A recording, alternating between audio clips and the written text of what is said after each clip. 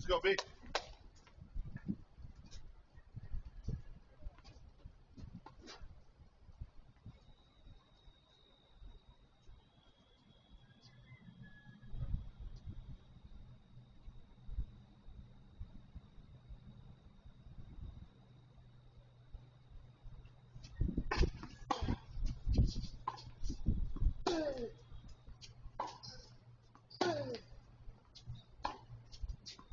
One.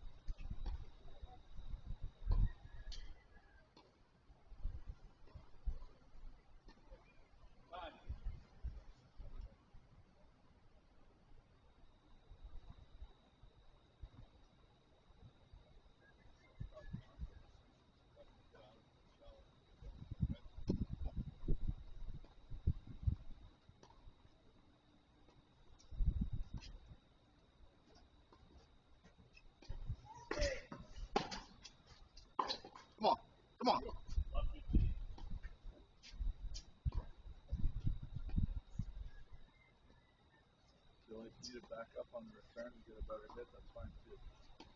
Let's go.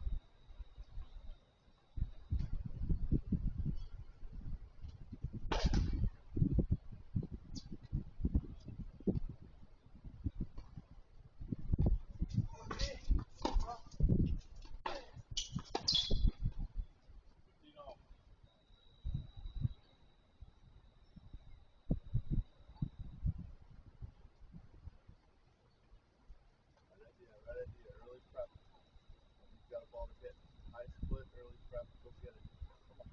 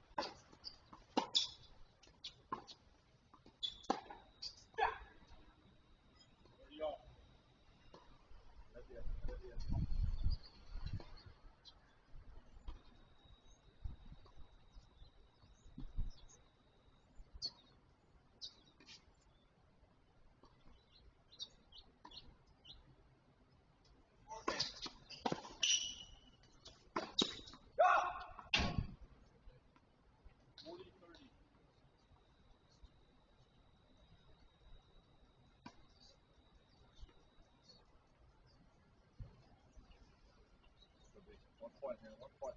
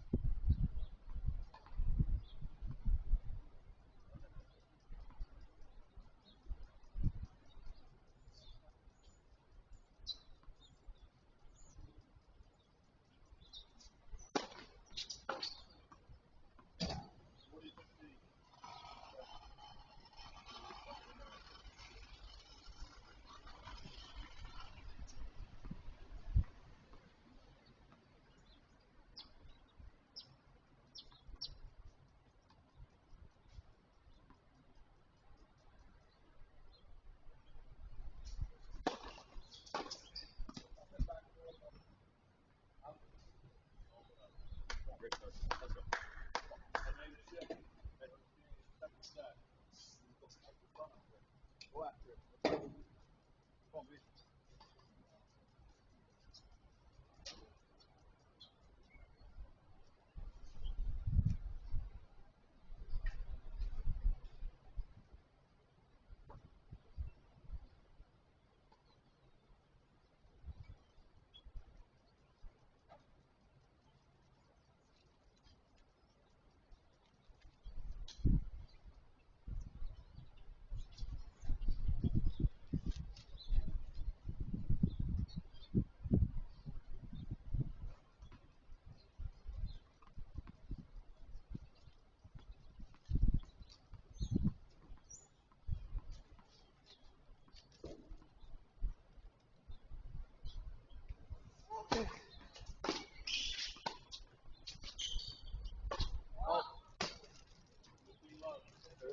Come on now.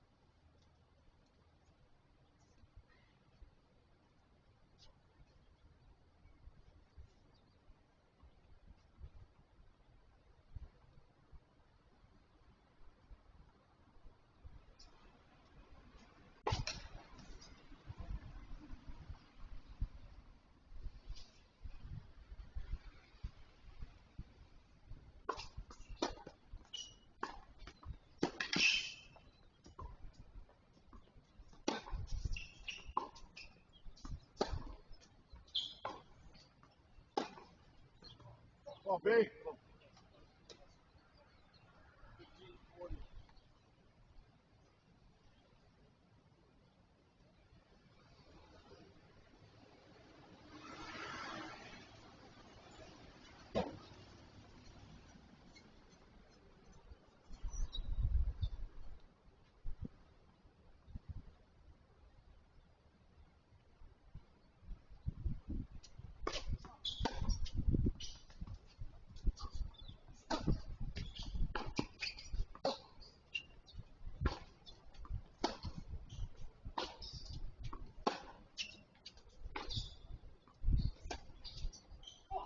Big.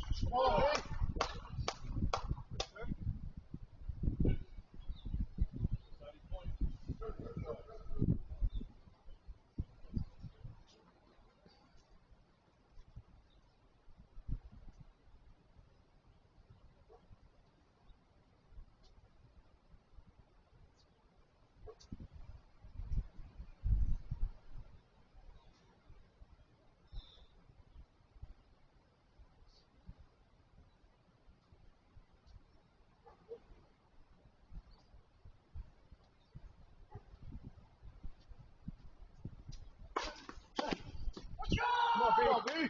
Go back. Come on.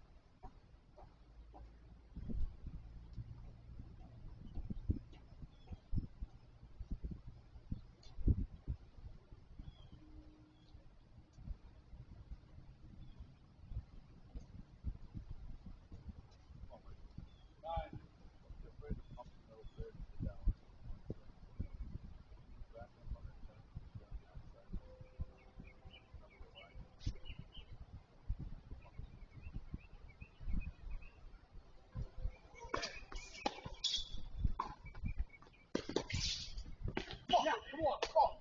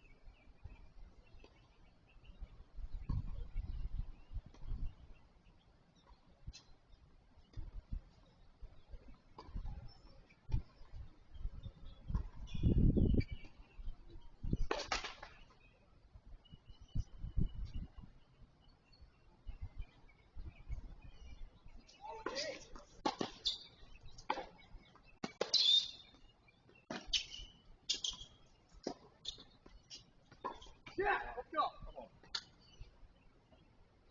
15, 40. I know that was more than you said. I was like,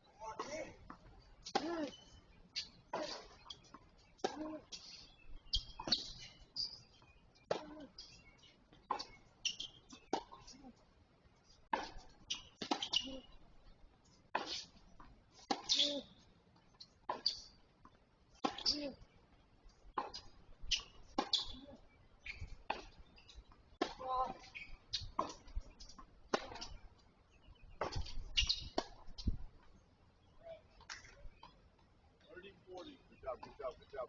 Here we go.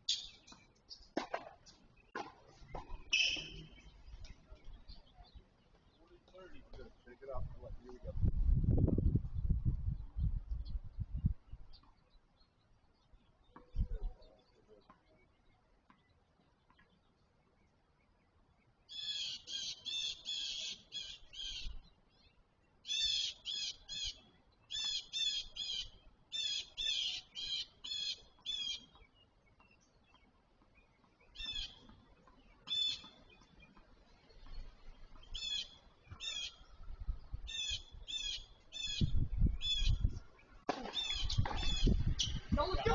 Come on.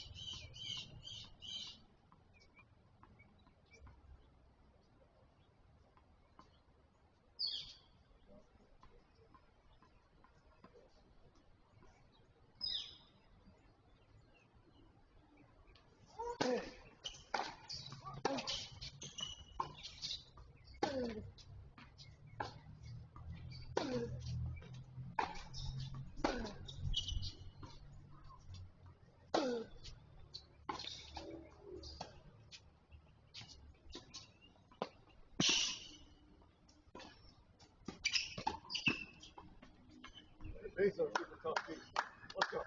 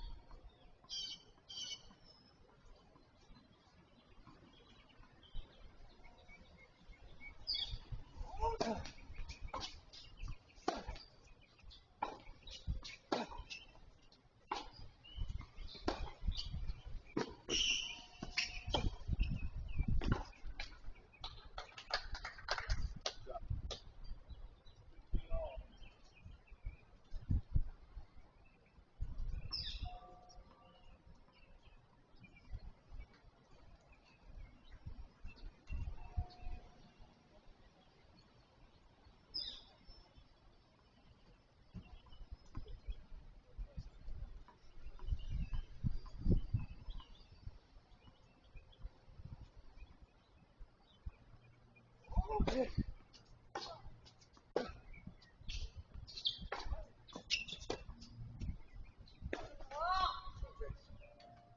you go, baby.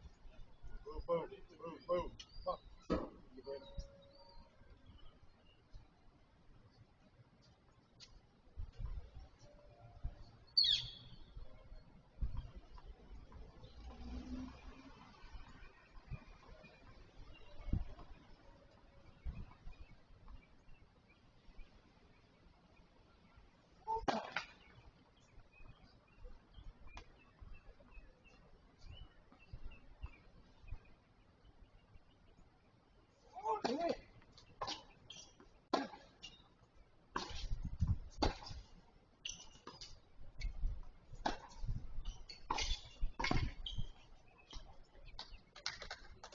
fast, Steve. Too fast.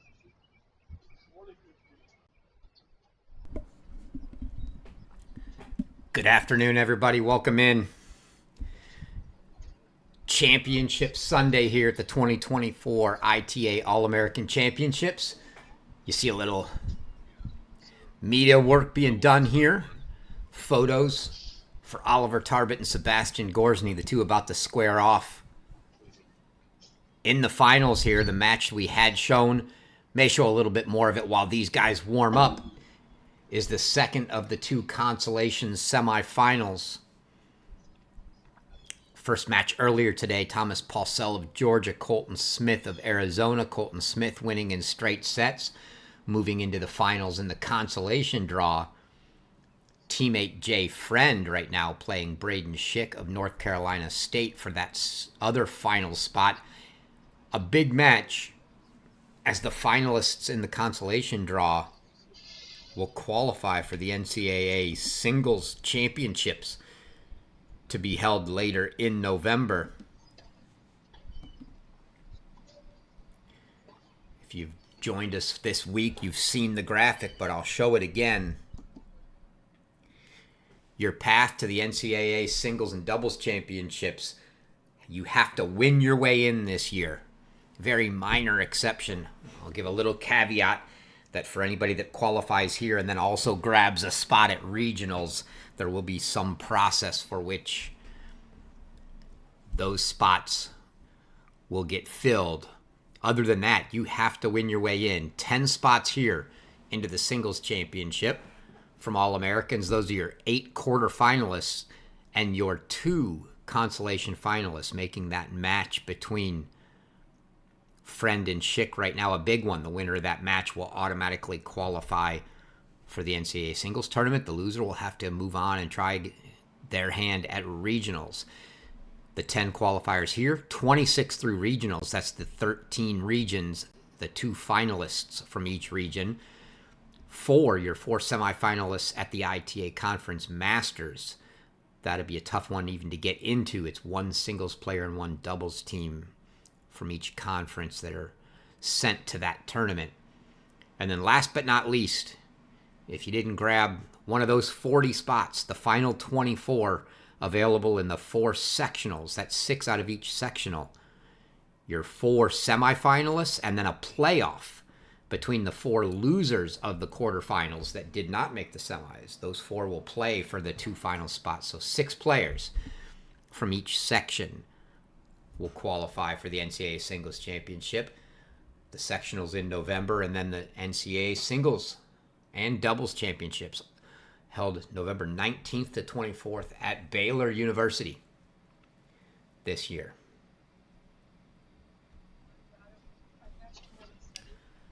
Come back and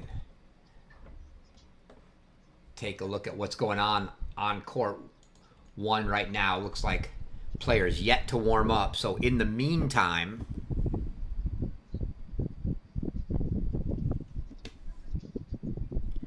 as we wait for Tarbett and Gorsny,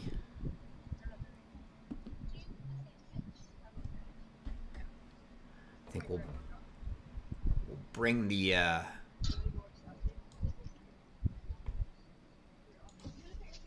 Schick and Friend match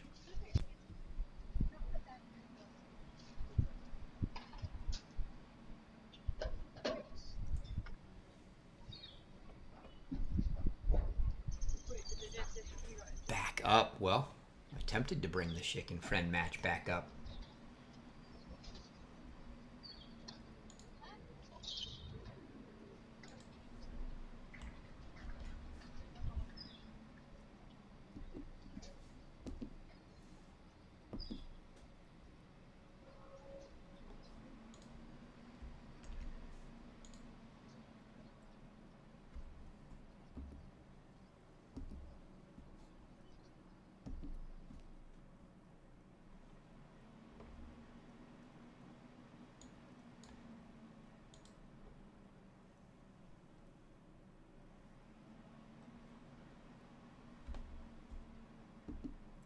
Welcome to the 2024 ITA All-American Championships. Before champion Sebastian Gordon has been forced to withdraw from the singles championship. Oliver Target is your 2024 ITA All-American Champion. As Braden Schick, North Carolina State, dropped the first set 6-2 to Jay Friend of Arizona. Takes a 5-2 lead here in the second, looking to send that one to a third. Question in the back of my head is if Jay Friend were to win this match and you had two Arizona teammates in the Consolation final, would they actually play it? I think by the ITA rules, they would force it to be played, and it might, if they didn't want to play, someone might have to give a walkover. Not sure. Don't think they'd let it go just unplayed.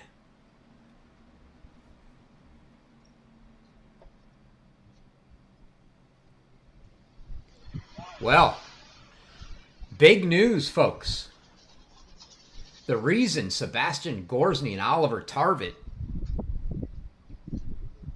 did not take the court is Sebastian Gorsny just pulled out. So Tarvet, the recipient of a walkover in the semifinals and now a recipient of a walkover in the finals. So your 2024 ITA All-American Champion in singles is Oliver Target from the University of San Diego.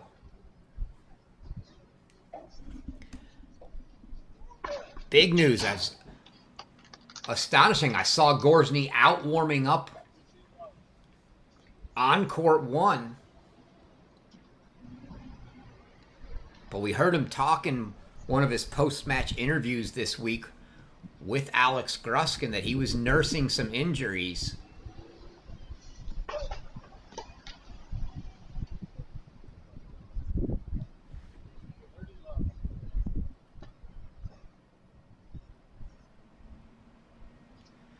So Sebastian Gorsny out, gives the walkover to Oliver Tarvet. What a finish for Oliver Tarvet. After the quarterfinal win, he gets a walkover in the semis and a walkover in the final. So doubles scheduled an hour from now. Oliver Tarvet also in the doubles final with teammate Stian Klaassen. So Klaassen and Tarvet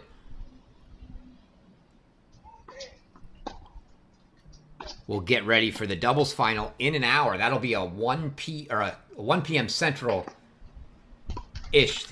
They said in an hour. I believe they had scheduled that to be not before 1 p.m. Central. Only on the case that something did happen here. Indeed, must have been a little foreshadowing.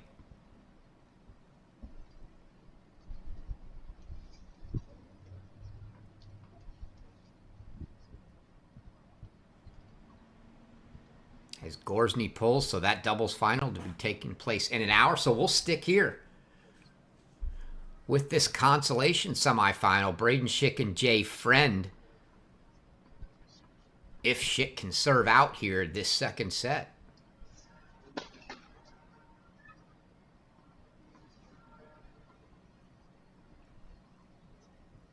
Yeah, I see the question there, Nate, in the chat. I'm not exactly sure what the injury was to Seb. He had mentioned that he was nursing some.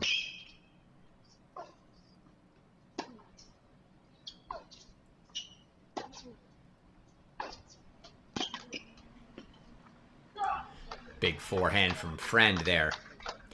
I did see him. He was on court one, the court they were to be playing on. He was warming up. Just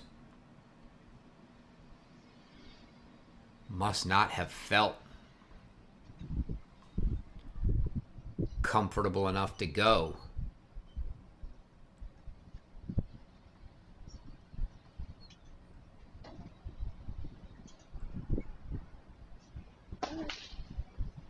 So Tarvik gets a walkover from Vives in the semifinal. Gorsny in the final.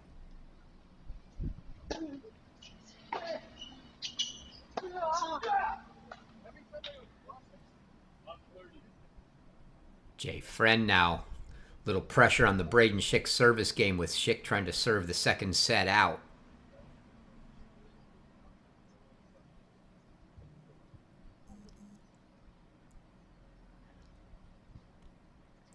What would certainly appear to be the top two in the Arizona lineup this year, playing extremely well this week. Most of us had Colton Smith picked as one of our top 5 favorites.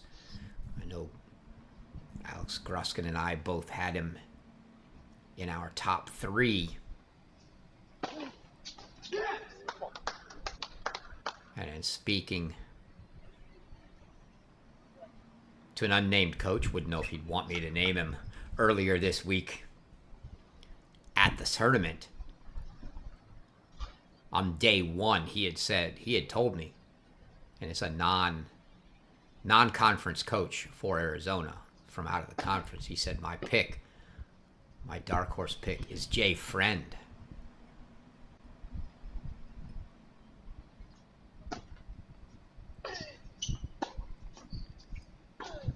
So Friend and Smith looking like the imminent top 2 for Arizona, looking very good.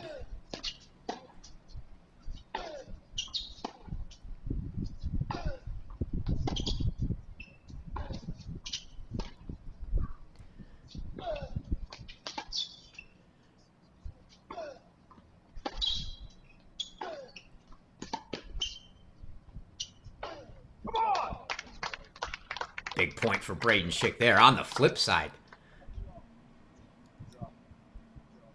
Braden Schick been very under the radar for Coach Kyle Spencer and Chris James this week.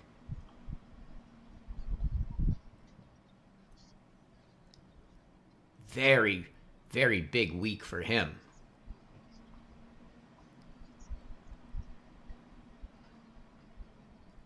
And Schick and his teammates, very solid team.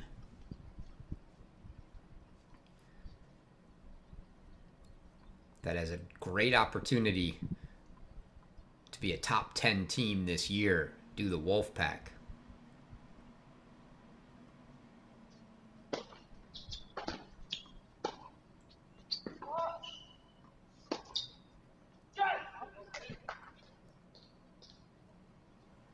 Ooh. Schick thought that was a winner. It was called wide, and if you're joining us for the first time this week, courts 1 through 4 here in Tulsa, electronic line calling pilot this week. They've got an electronic line calling system. The players still make their own calls, but every ball is also looked at by that electronic line calling system, and if a player calls a ball out and the system sees it in, the chair will issue the overrule.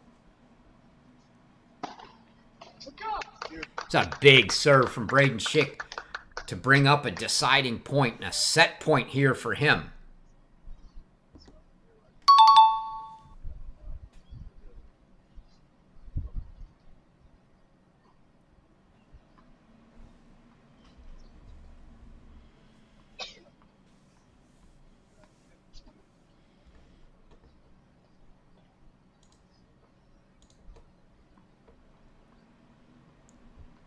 And Friend will take it back in the ad side.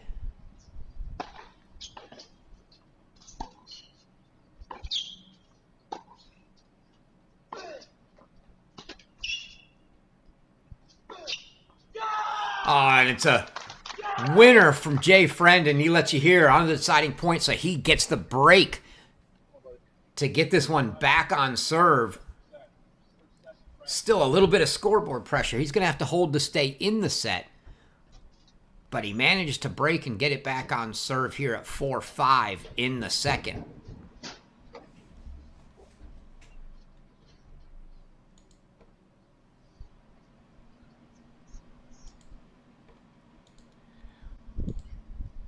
We look at how these two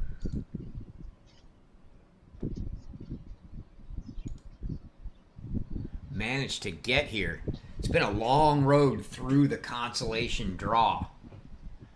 As once you hit the consolation draw, it was for the most part 2 matches a day because it was a feed-in all the way up through the round of 16. If you lost up until the round of 16, you fed into the back draw.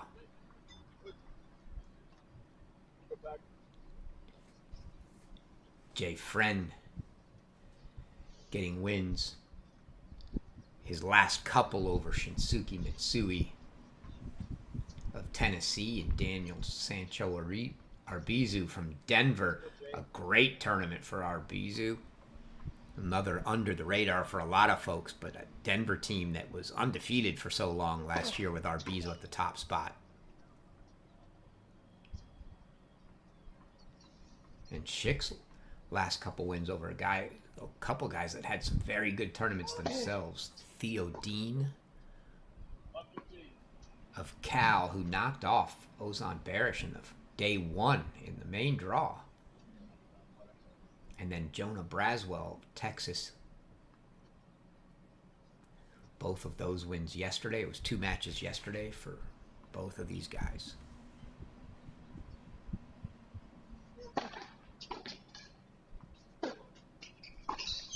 Oh, Schick had the look he wanted. It was a good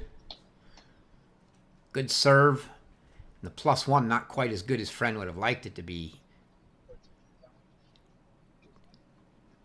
Schick had good opportunity to make that forehand pass. Good contact, just didn't get over the net. So 15-all now for Friend. Trying to level this at 5-all.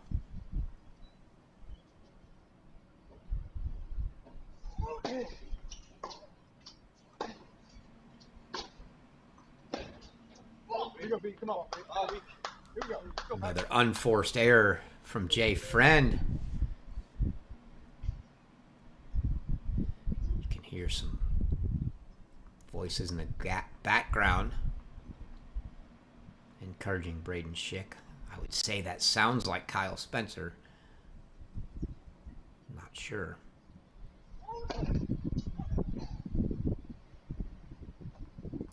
You see that one called wide, and Friend looking at the chair for confirmation from the electronic system.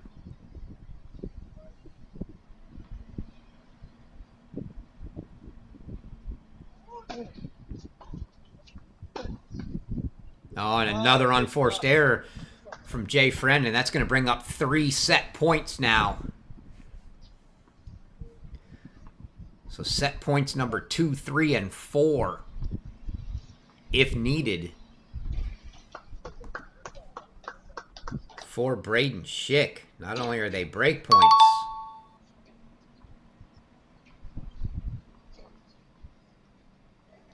but they're set points here.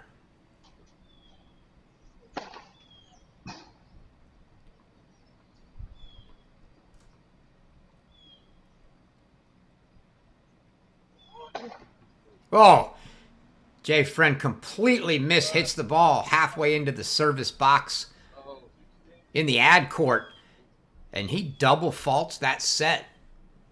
You can see Clancy telling him, let it go, forget about that. You have to let that go. That ball was 8 feet wide of the service box. Just a terrible game. Unforced errors followed by the double fault for Jay Friend, and he's going to have to shake that one off as Braden Schick levels this match now at a set apiece.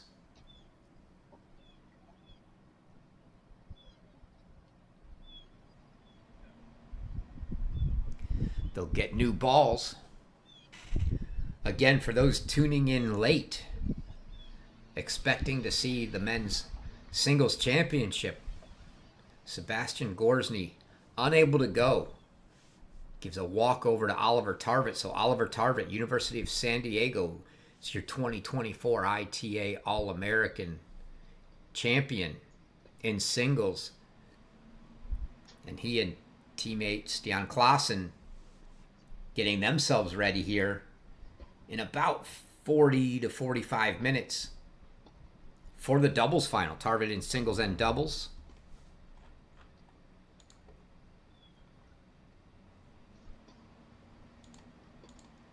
They'll be taking on a duo from Baylor in Marko Milutinovic and Oscar Brostrom Poulsen.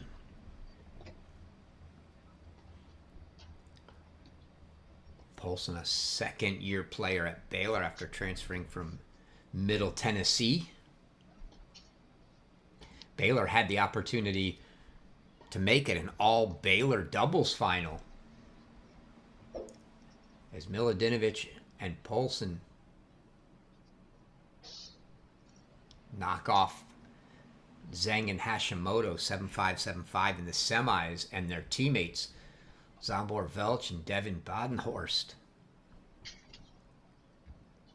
squared off against Tarvin and Clausen, but Tarvin and Clausen 3-2 winners there, so it's not an all-Baylor final.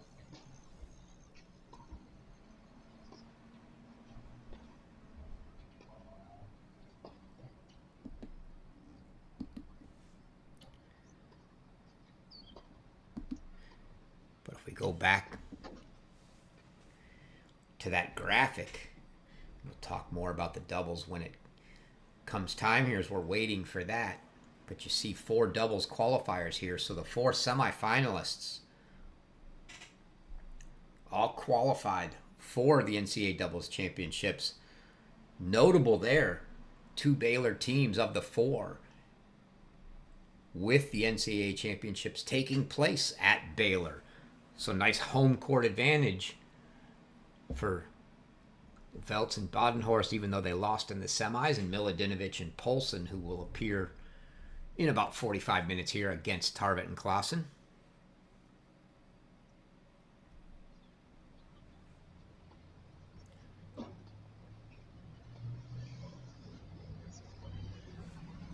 Looks like we've got probably some restroom breaks. Give us a chance to run through, if you haven't seen them, some of our other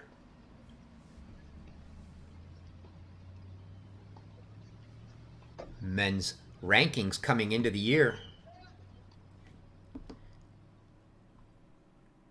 Top 10 men's singles rankings coming into this tournament. And this is where the seeds came from. So these were your seeds, other than the fact that Ozelins did not play, so Anthrop slid up to 8. You see Oliver Tarvin coming in as the number 3 ranked player. Certainly didn't hurt himself winning this tournament now. Coming out, Colton Smith, Jay Friend's teammate, who won his consolation semifinal earlier and is into the final. The number 5 player, the shocker in the draw this week, Ozan Barish, number 1 player. Lost his first 2 matches. Lost to Theo Dean of Cal and then Alex Kotzen. Tennessee, after transferring from Columbia.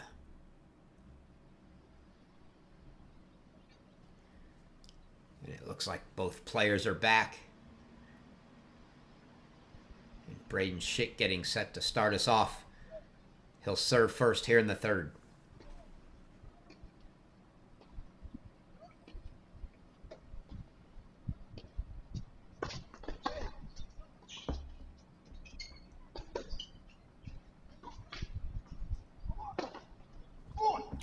Well played overhead from Friend, who would like nothing more than to erase the memory of that last service game as quickly as possible. Good way to start there.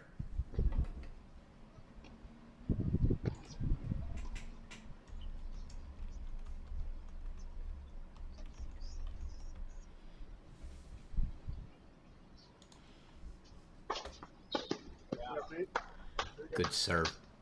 Slice down the tee there from Braden Schick, out of the outstretched arms, out of the reach. The outstretched arms. Jay Friend, he got a racket on it, but couldn't really get that back.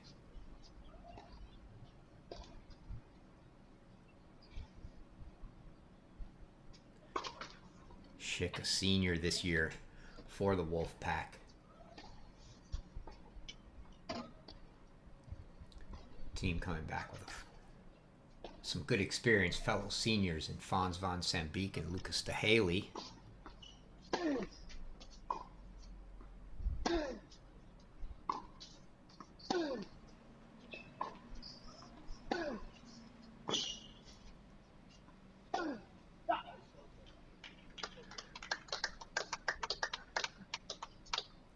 approach there from Friend.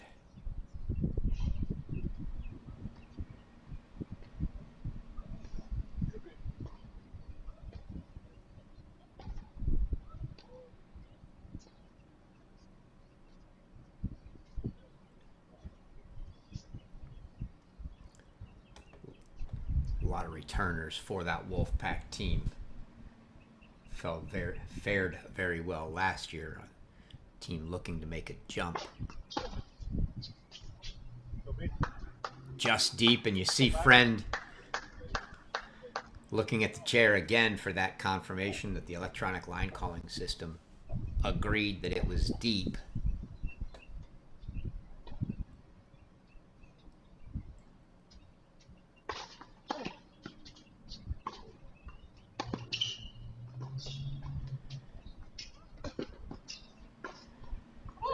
Well played from Schick. Caught Friend on the wrong foot, really, and I was with him. I thought for sure he had the entire forehand side open. I thought that's where he was going. And he went for the side with less margin for error, but managed to squeeze that down the line beautifully.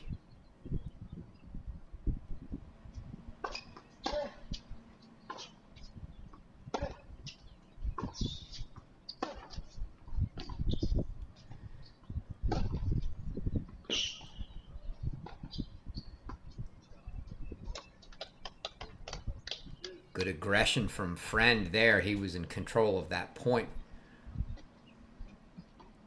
almost from the start, and that's going to bring up a deciding point here. First game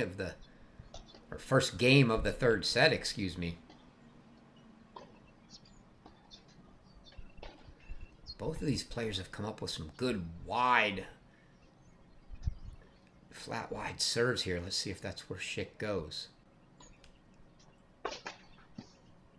He was trying to get there.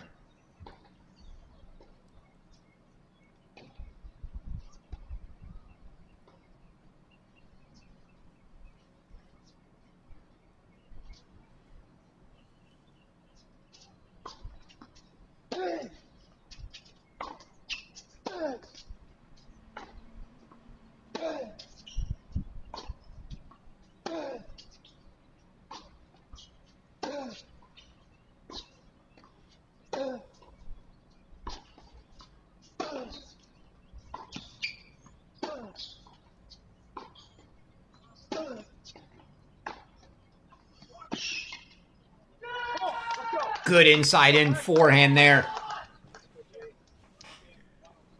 from Schick into that corner. Got Friend on the move, and he couldn't quite get that ball back in play.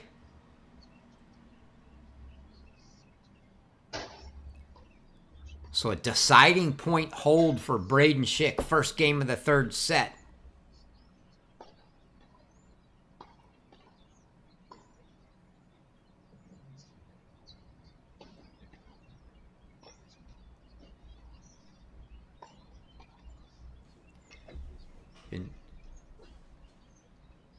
Watching these guys on the changeovers, Schick for the most part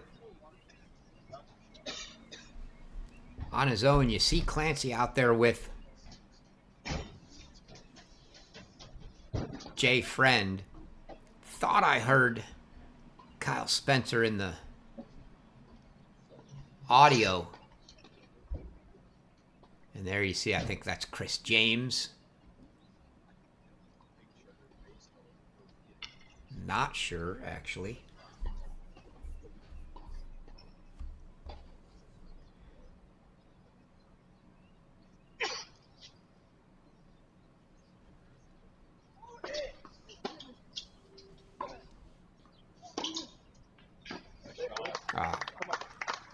Beautiful backhand down the line.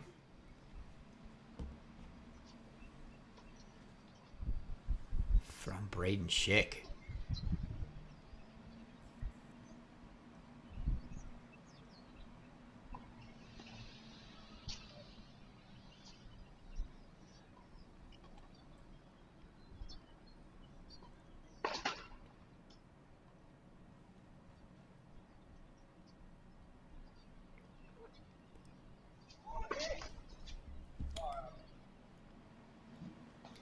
I see the comment in the chat there asking what time Sebastian's playing. For those joining late, Sebastian Gorsny pulled out.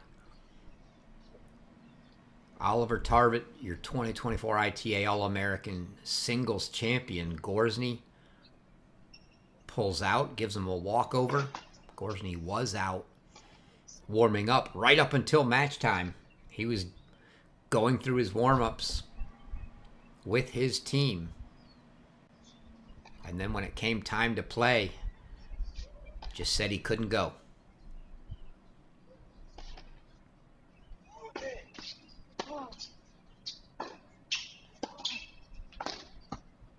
That's a good approach and a great volley there from Jay Friend.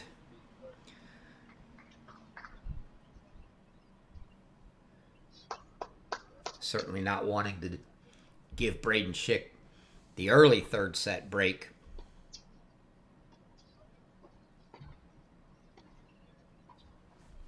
Again, that singles match was slated for 1 p.m. Eastern. This a consolation semifinal match. The doubles final featuring Tarvett and Clausen of San Diego against Miladinovich and Polson of Baylor, coming up in about 30 minutes. We will switch over to that if this is still going. So now from Love 30, 30 all for Friend.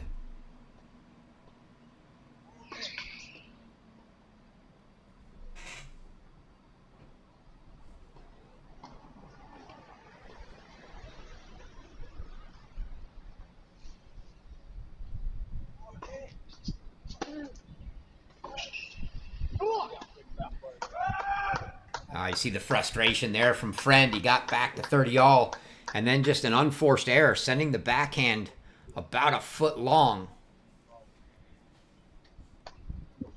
And Braden Schick's now got a couple break points to take an early break lead here in the third.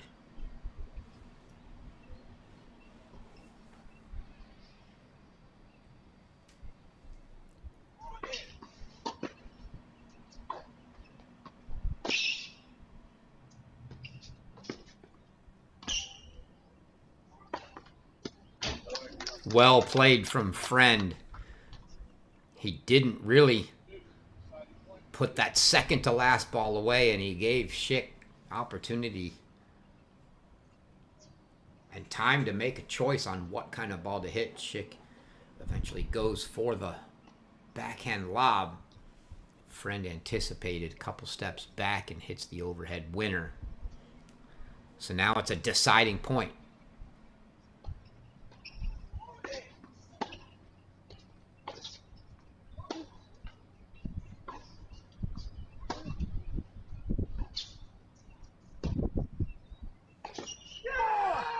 And it's two deciding points to start the third, both of them going the way of the NC State Wolfpack and Braden Schick. So Braden Schick takes a 2-love lead here in the third.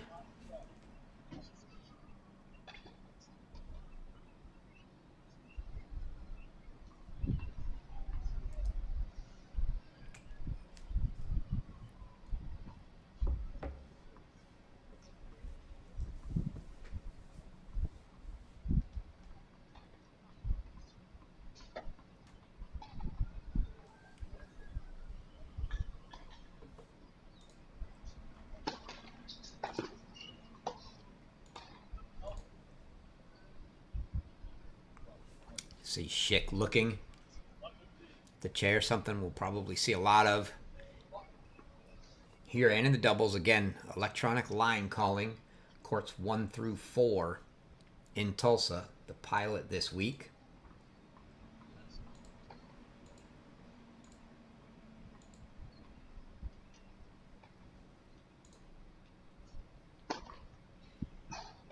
I think I was questioning whether the two teammates would play. In fact, I don't even think they scheduled the final. There's no point in playing the consolation final.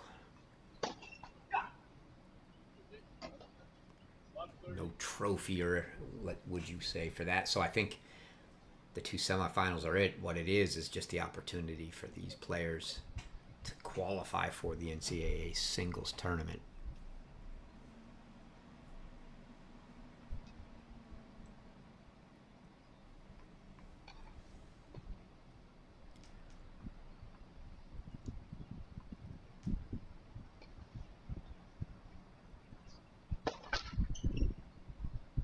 So Friend right back with love 30, and now a look at a second serve.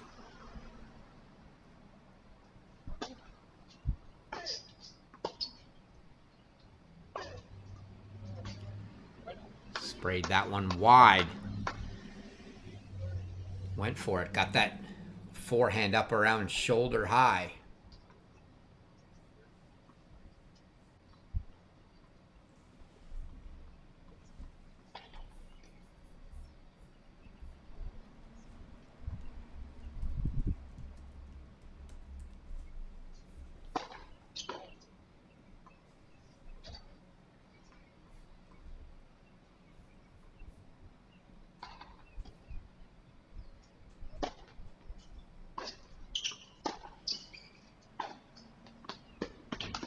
Wow, big forehand from Jay Friend. Down the line in the corner deep. Schick unable to chase it down, so now Friend has got himself 3 break chances to get this one back on serve.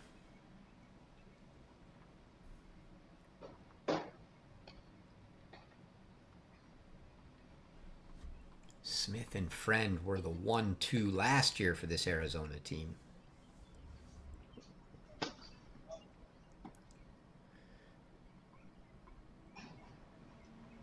Ball looks like it stayed behind the fence.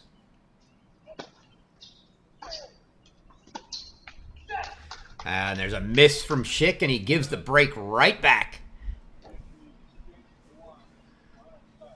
And we're back on serve here. 1-2 in the third.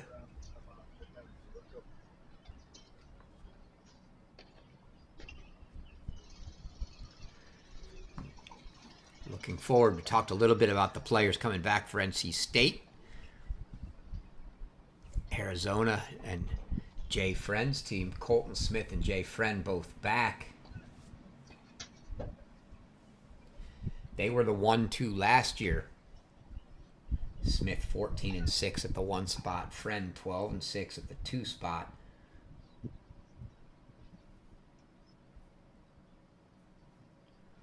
Gustav Strom was their 3. Hoyer all 4. And they sort of mixed. 5 and 6 around a little, if you will.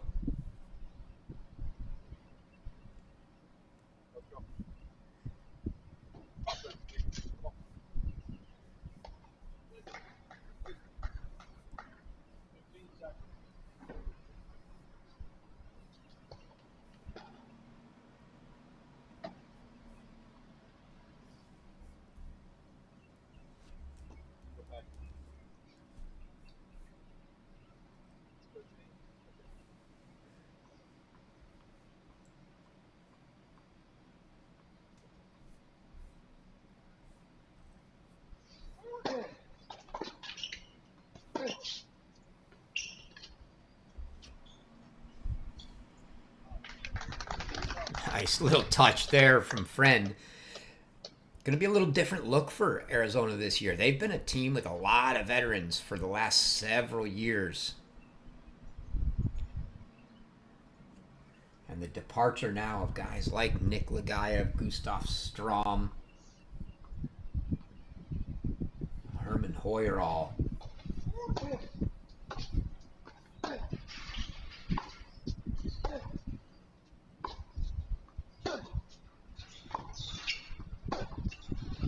Oh, another big forehand from Friend down the line for a winner as he tries to consolidate his break and get this back to 2-all. But Smith and Friend at the top 2 spots, almost undoubtedly. But a handful of freshmen coming in. I think 6 of them on this roster for Arizona. It's going to be interesting to see how things play out for them as Schick unable to chase that down in a quick 40-love lead for Friend. Oscar Jansen, Zoran Ludowski, Philip Gustafsson, Gleb Sekichov, Matthias Kosk, Santiago Cote, a bunch of freshmen for Arizona. Friend gets the hold there.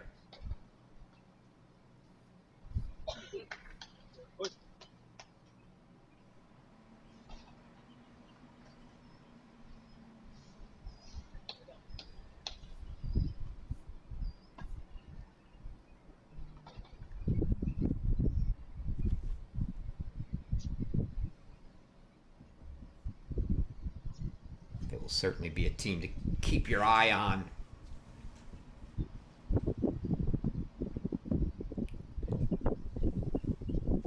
Bunch of new players and a new conference as the Pac-12 no longer.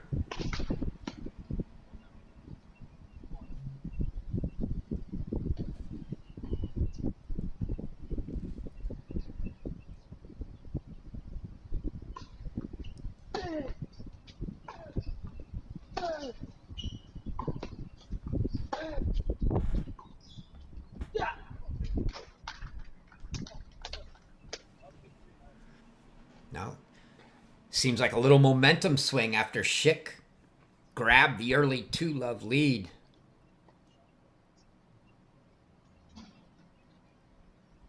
Friend has managed to get it back. And you can see a little pep in his step here as he grabs the first point on the Schick service game at 2-all here.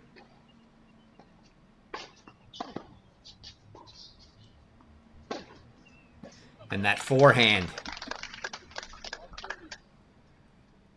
really starting to fire for Jay Friend. You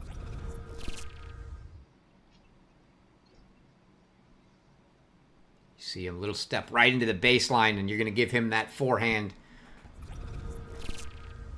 soft and chest high from the baseline. He's going to go after it.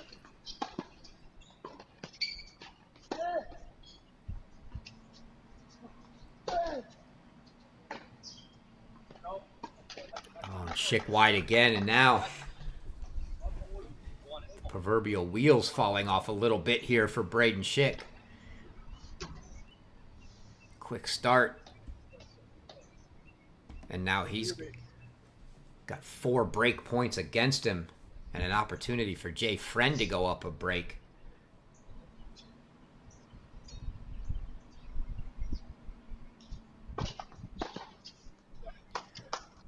Friend takes a rip at that serve, but not close.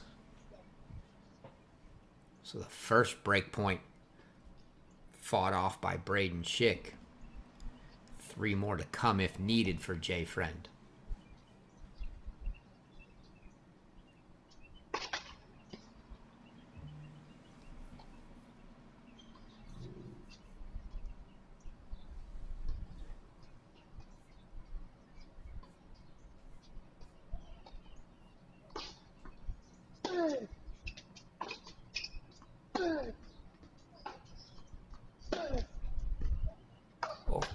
Just wide. He tried to pull that inside in for a winner.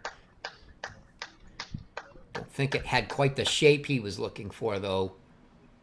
Got a little more under it than he wanted to and managed to pull it wide.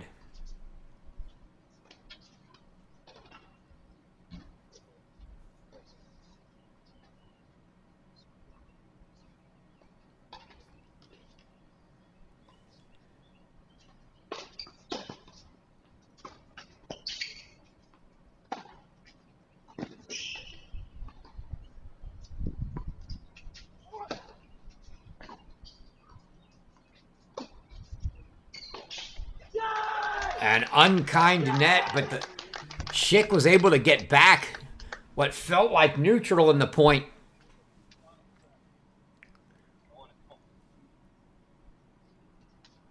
But Friend back in, took advantage, and earns the break. And so from a break down to a break up in 3 games goes Jay Friend. And now Schick going to get a talk on the bench.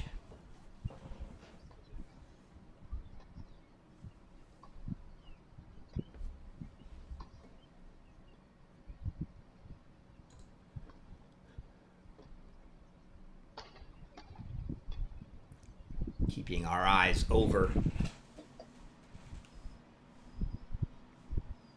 on court 1, where I believe they will be playing the doubles final that we will go to probably about another 15 minutes or so. Baylor players warming up there now.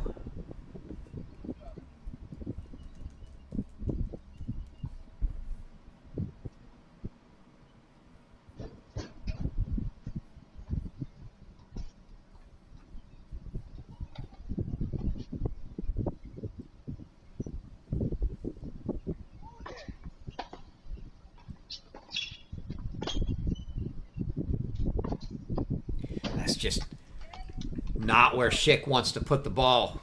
Friend now firing all of the short balls.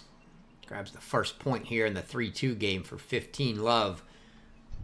But if you hit a short ball and you give Friend the opportunity to get inside the baseline, take a swing at that forehand, he's going to make a rip.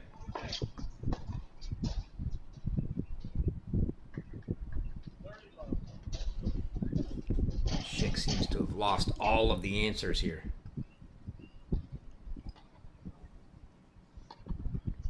Still only a break for as bad as the last 3 games have felt for him. He's only down a break.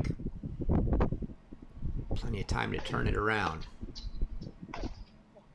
There's a mishit off the frame. Sent sky high.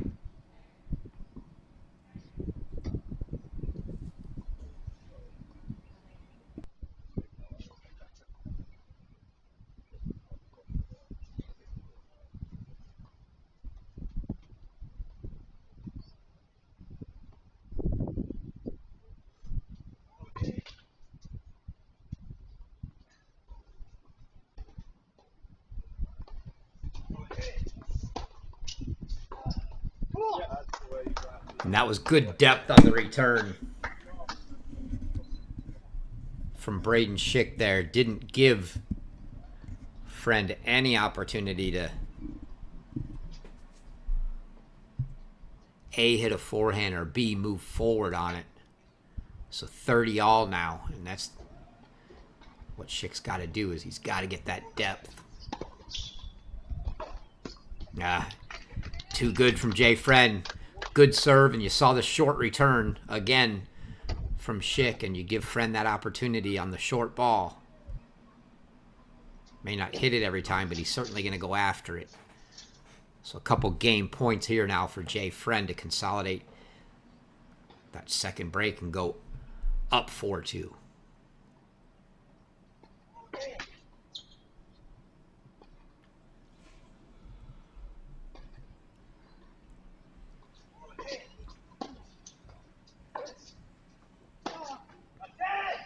So good return deep to the backhand from Schick that time.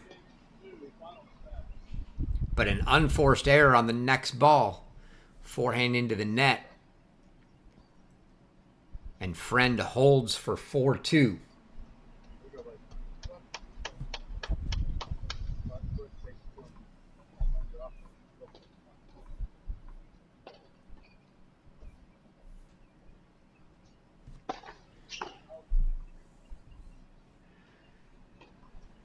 So 4 straight games here for Jay Friend.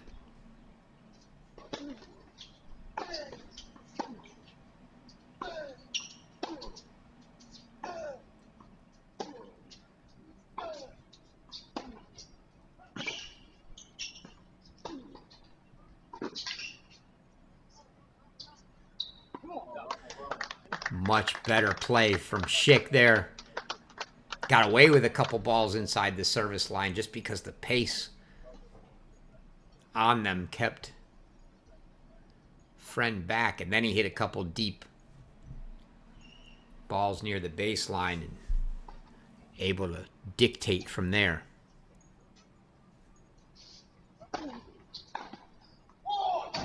Wow. Friend just has the feel there of being up a break and afforded the opportunity to take a chance at just slapping a winner. And he does.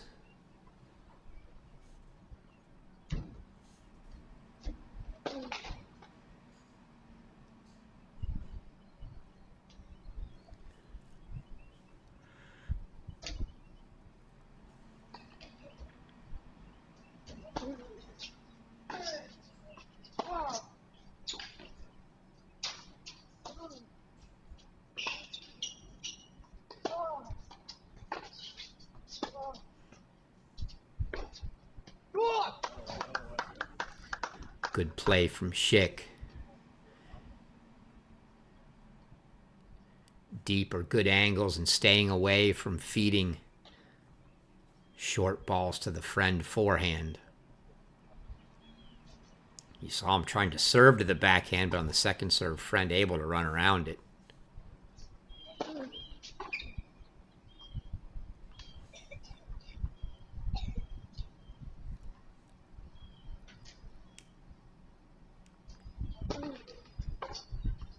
Oh, doesn't even have to be the forehand, says Jay Friend. He gets on top of that second serve from Braden Schick, and again, I think that break lead in the pocket just makes it that much easier to go after those balls.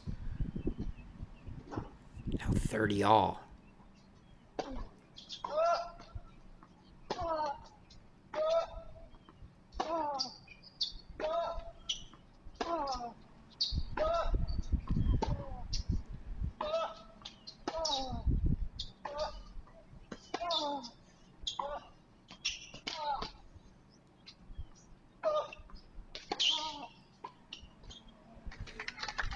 Now big trouble for Braden Schick here. Friend wins that extended rally. Brings up a couple break points and an opportunity to put him in a chance to serve for the match. Spencer Keeter, see you in the comments. There is no final. Sebastian Gorsny pulled out. Took warm-ups, went right up to match time, and was unable to go. So Oliver Tarvit, your champion. The final that will be coming is the doubles final. That in the next 5 to 10 minutes. Oh, friend saw it. Another second serve that he wanted. Looked like that direction might have been sending it just good inside that line had he gotten it over the net, but he missed. And that'll bring up a deciding point now and what feels like a must hold for Braden Schick here at 2-4.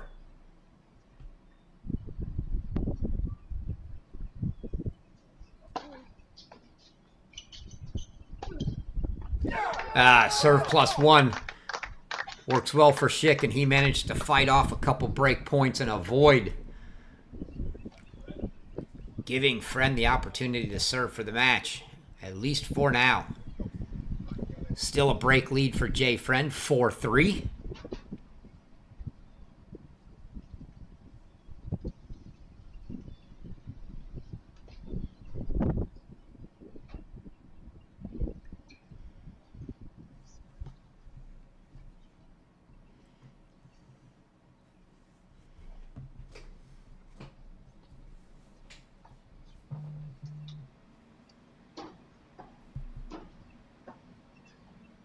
Keeping a close eye over on court 1 for that doubles action. Make sure we don't miss any of that final. As Clausen and Tarvin of San Diego squaring off against Milutinovich and Polson from Baylor for the All-American Doubles Championship. This match here, the Consolation semifinal, winner earning direct entry into the NCAA singles tournament in November. Loser goes home to fight another way through, starting with regionals.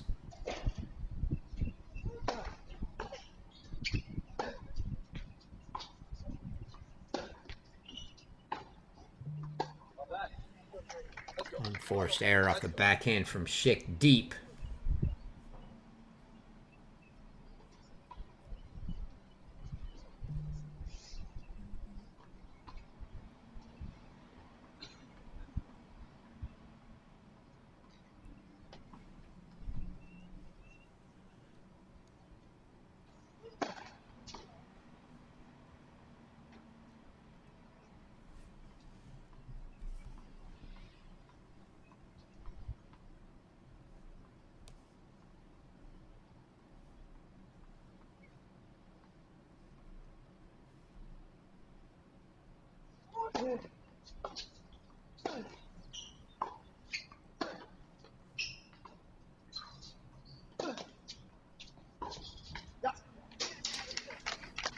Another unforced error off the backhand for Schick.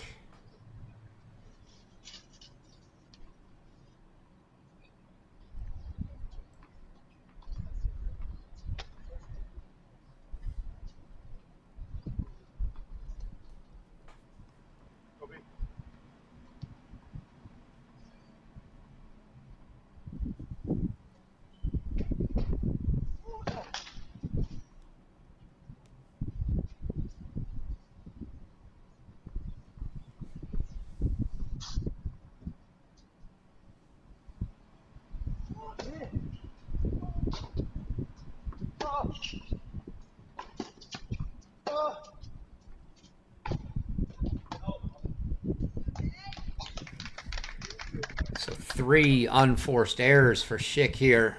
Not able to make any headway in this friend service game. 4 chances for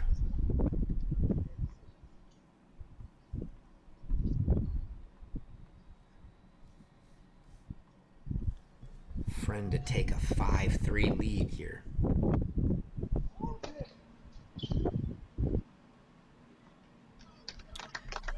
Good serve and a love hold for Jay Friend. So 5-3 for Friend, and Schick's going to have to hold to stay in the match.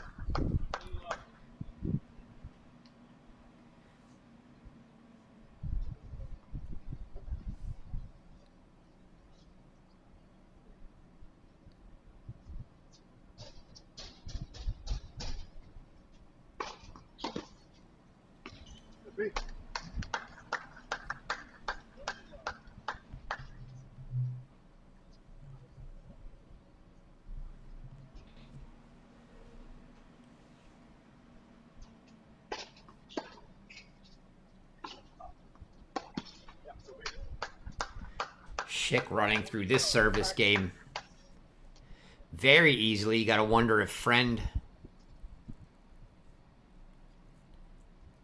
already has his head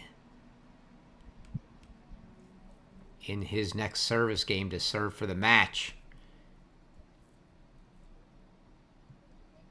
If so, probably an opportune time to take a slap winner chance here.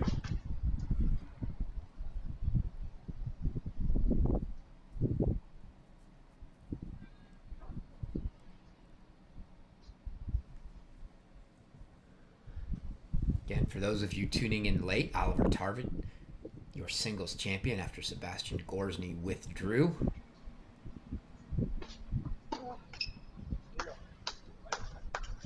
So an easy love hold for Braden Schick, and Jay Friend will take a 5-4 lead and serve for the match here in this second consolation semifinal. The winner earning direct entry into the NCAA singles tournament. The loser going home empty-handed and having to start with their battle through regionals to try to get in. The doubles match in the meantime, our doubles final. They're at the net for the coin toss right now. Don't think they've warmed up yet. Hoping we can stick through this one to its conclusion if you're invested in it. But we're not going to miss the doubles final. Tarvit and Clausen, San Diego, Miladinovich, Polson, Baylor in that doubles final. As I said, they are at the net for the coin toss now. We'll keep an eye on that. In the meantime, we'll stay here, see if Jay Friend can serve it out.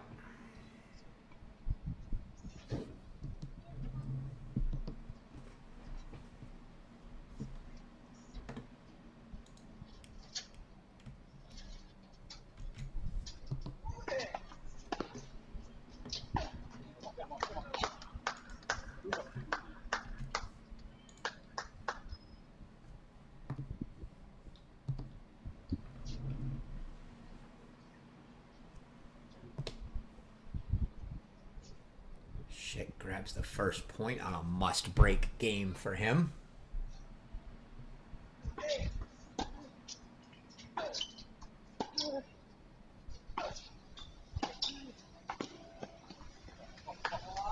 And then he pulls a volley long, so a love 30 start to his service game, serving for the match. And indeed, they are just beginning the warm-up, so they've got about 5 minutes to the start of our doubles championship. So if you're here for that, stay with us. We'll switch over to that as soon as they begin.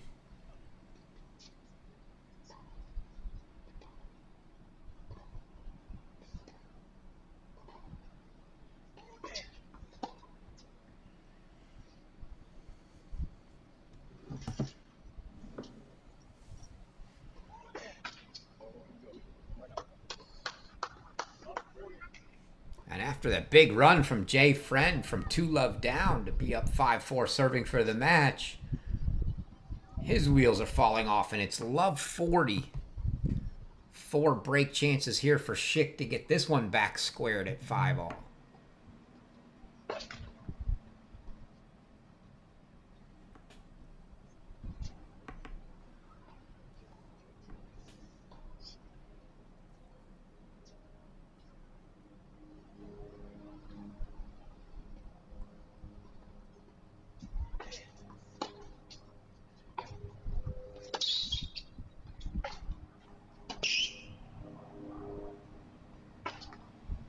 There's a first good put away.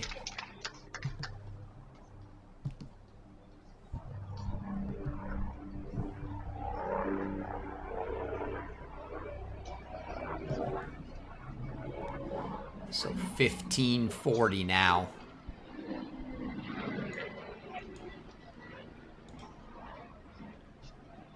Still 3 break chances for Schick.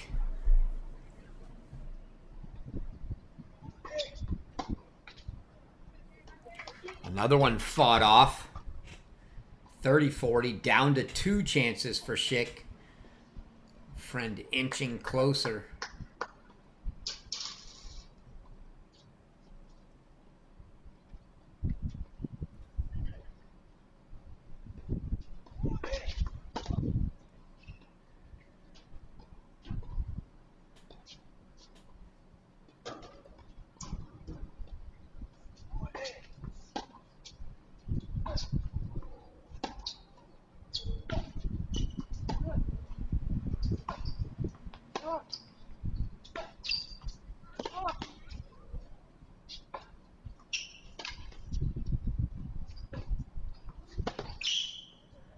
And that one just wide.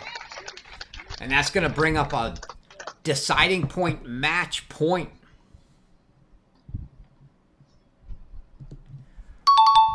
for Jay Friend here. So from love 40, he's got it back to deuce. Deciding point, one serve for the NCAA Singles Championship entry, which is the importance of this match. Winner in, loser has to go back to regionals.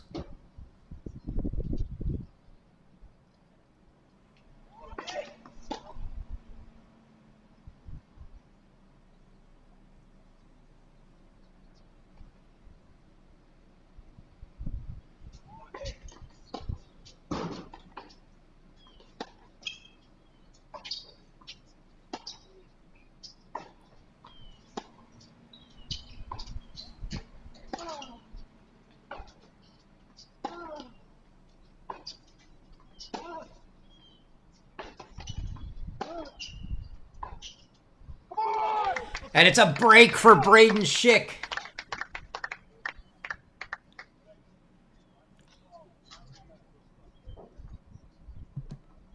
And it's 5-all now. So Schick,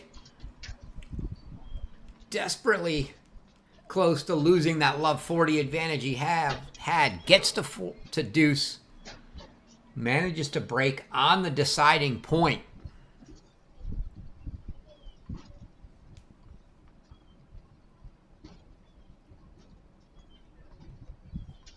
See if we've got a look at. We do. We see the warm-ups.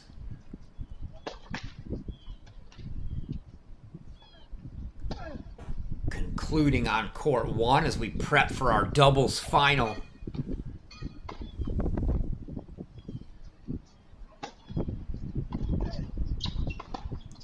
While they finish warm-ups, we'll leave it here on the split screen.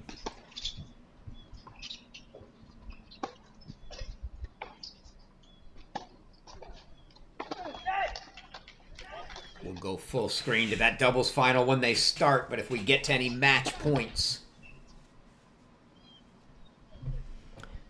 in this Consolation semifinal, we will surely bring them up. I'm sure some of you have been watching it long enough, want to see how this one finishes. North Carolina State's Braden Schick, Arizona's Jay Friend, locked in a 5-all battle in the third here. Consolation semifinal, winner gaining entry to the NCAA singles.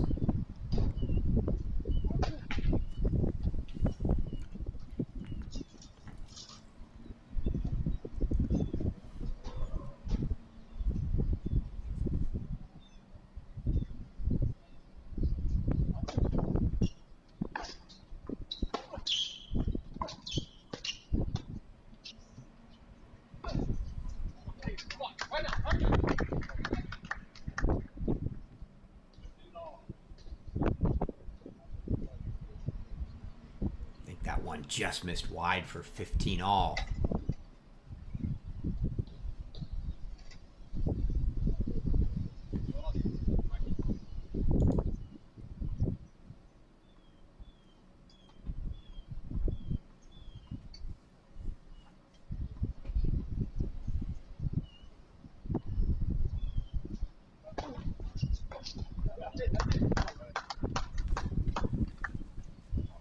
Return there from Friend, so Schick now 30-15 advantage.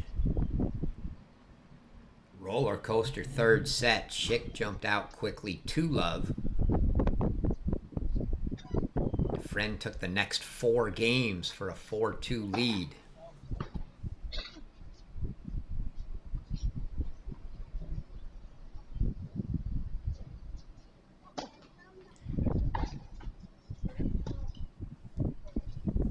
We're going to go full screen to our doubles championship now. Again, if we get any match points, we'll bring you back.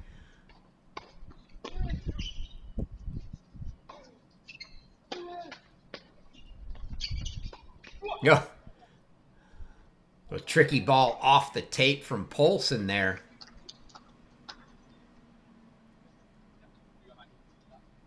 So Tarvit and Clausen serving for San Diego.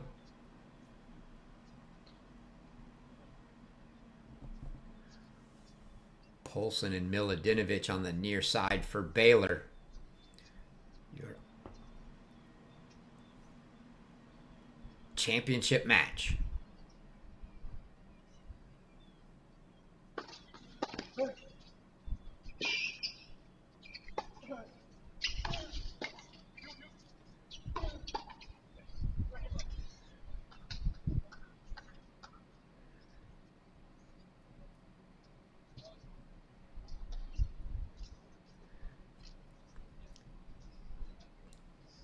Tarvit in the singles and doubles championship.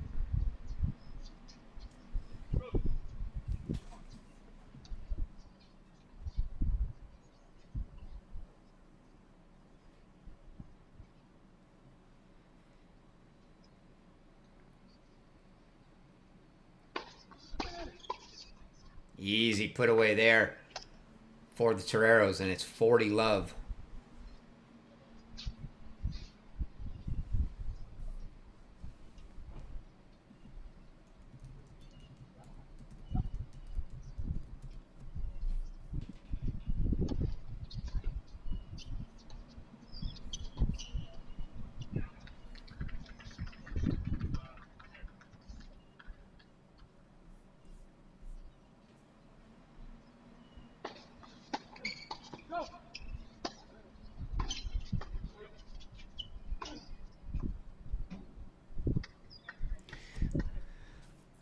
First one sat up a little bit more, I think, than they would have liked.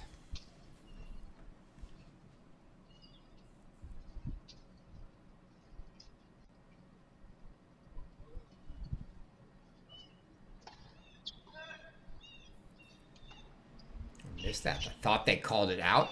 Again, not sure if there was an overrule there, but we do have the Pilot electronic line calling system here on Court 1, Courts 1 through 4 in Tulsa, featuring the Pilot of the electronic line calling this week.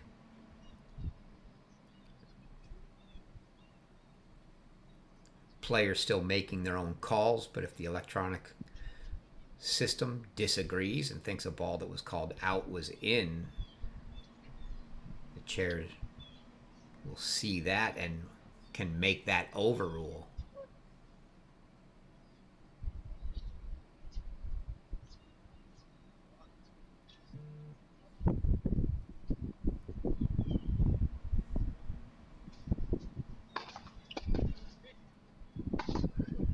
Big serve from Polson and the overhead put away for Miladinovich there.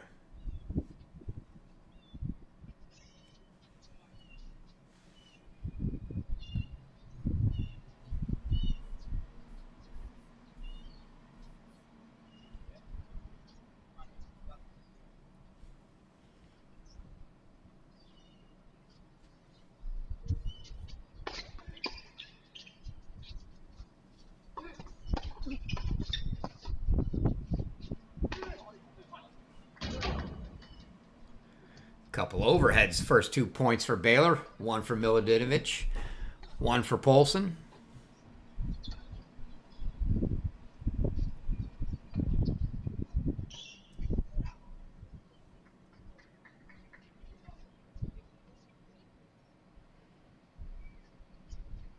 Six points to the servers so far.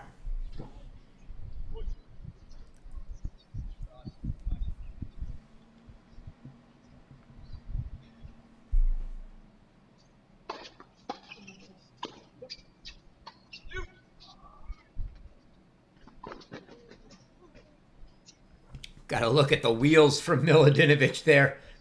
Polson all too happy to say you. Let him run that one down.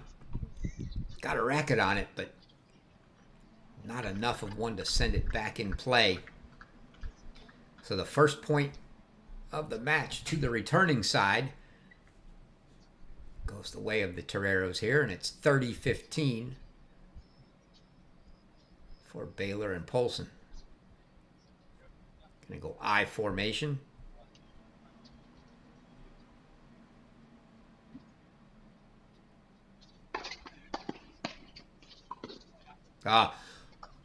Poor play from Baylor there. It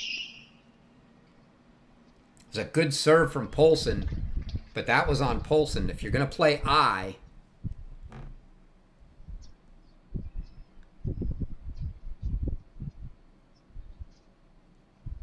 the returners told, the standard would be come down the line. Polson just stayed in the middle of the court, didn't cover either side, so they had two guys in the middle of the court, neither sideline covered. Just out of position. And now from 30-love to 30-40. 3 quick points for the Toreros, and it's going to be a break point. Couple chances for them to take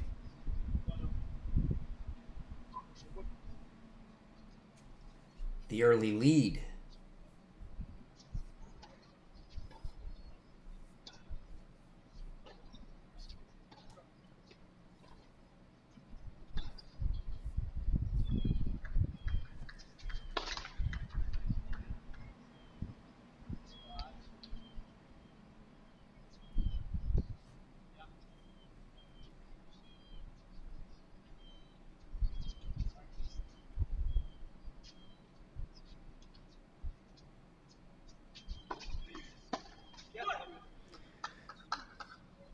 First break chance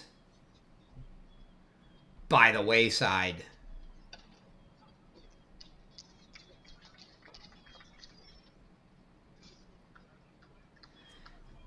And now it'll be a deciding point.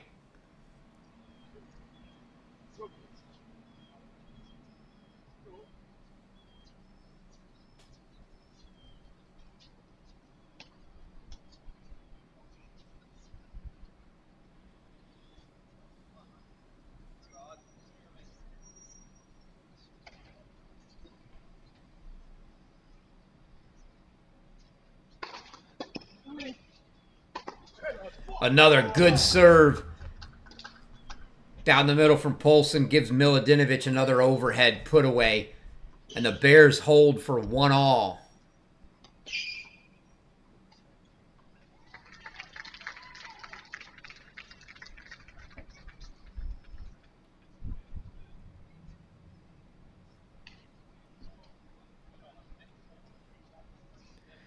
Get our first look at Clausen serving here. Tarvit served to open the match.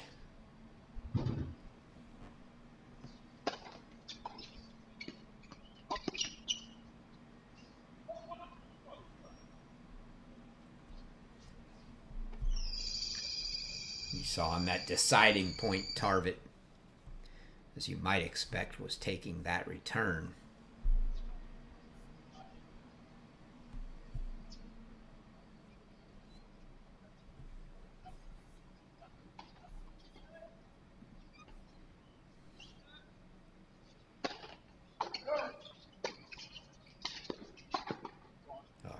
All over that one.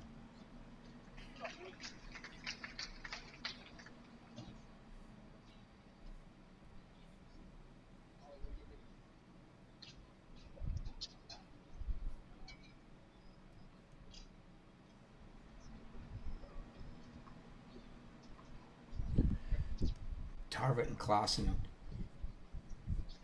played together last season for San Diego, but they played in the 2 spot for that team in doubles for the most part. 12-1.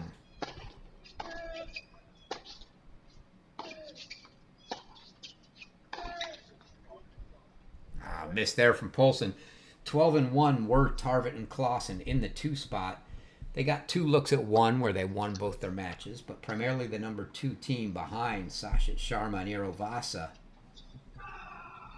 So from playing 2 dubs on their own team to the All-American Championship match, nice step for them. And both of these players, tremendous in singles. We've talked a lot about Tarvit, and he just won the singles championship, but Stian Clausen,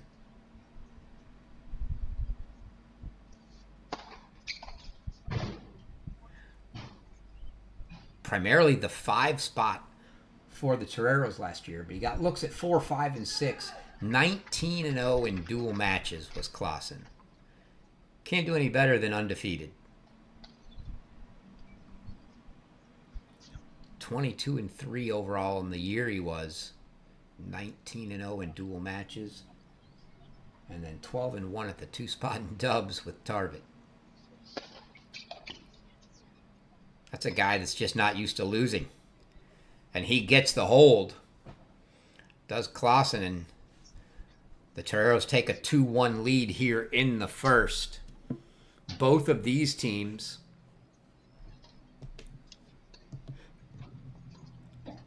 qualifying for the NCAA Doubles Championship to be held at Baylor in November. Talked about this a lot on our singles coverage this week. But the pathway to NCAAs this year for singles and doubles, i.e. the individual championships, only way to get in is to win your way in. And from a doubles standpoint, the 4 semifinalists here, so that's 2 teams from Baylor,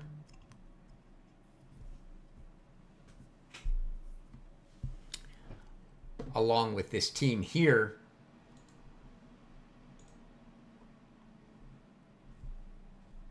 from San Diego, and Hashimoto and Zhang from Colombia, they will all qualify.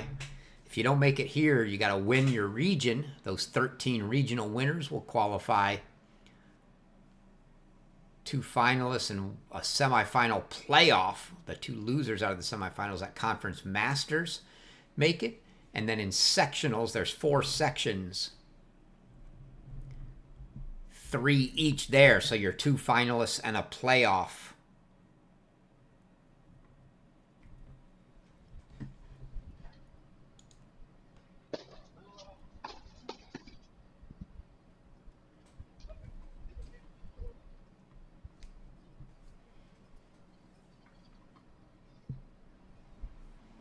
And I apologize. I had lost track of our consolation match.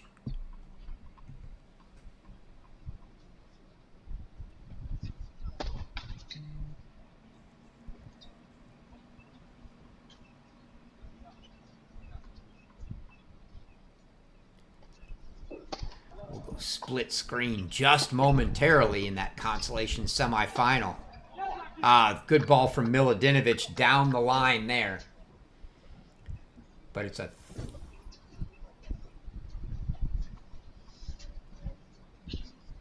third set breaker here, but that breaker is all Jay Friend.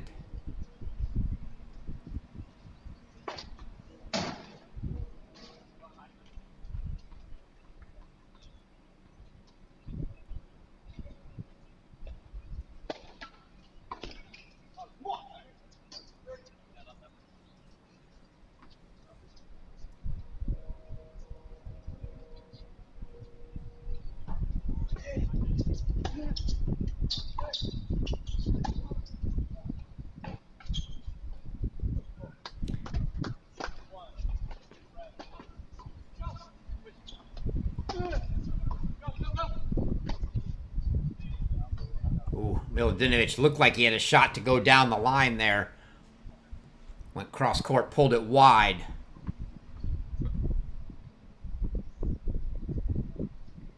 Schick now at what I believe is 1-6 in this tiebreak.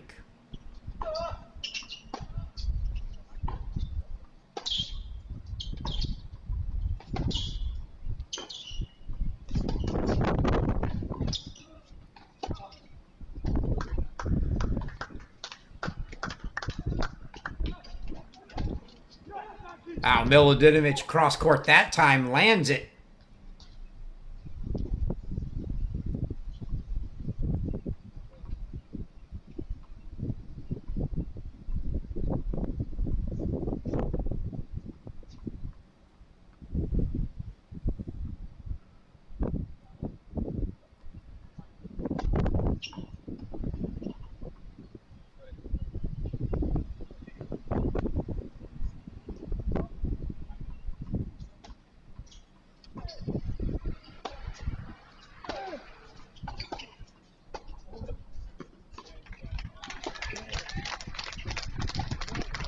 that ball wide from Schick gives Jay Friend a 7-6 in the third win.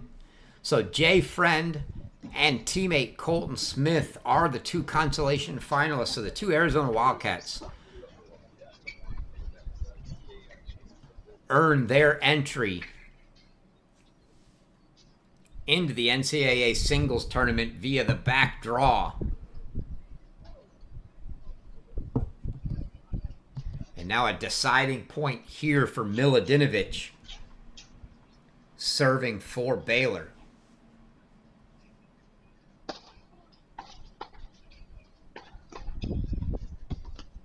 Oh, Polson was all over everything at the net.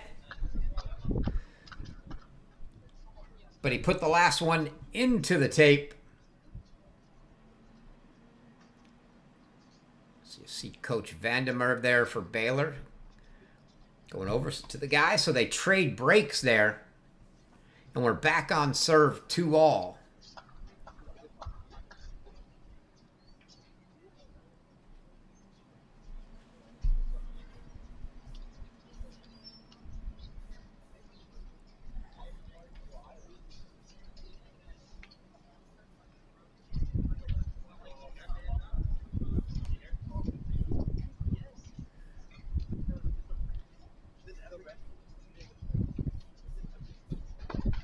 Coaching staff. Head coach Michael Woodson, associate head coach, you saw there, Itzhak Vandermeer. Assistant coach Gray Hamilton, Ole Miss alum from a few years back.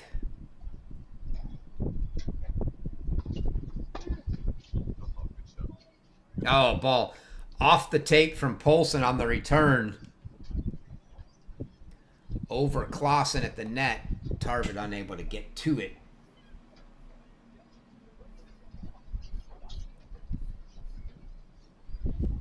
San Diego led by head coach Ryan Keckley, assistant coach Alex Funkhauser.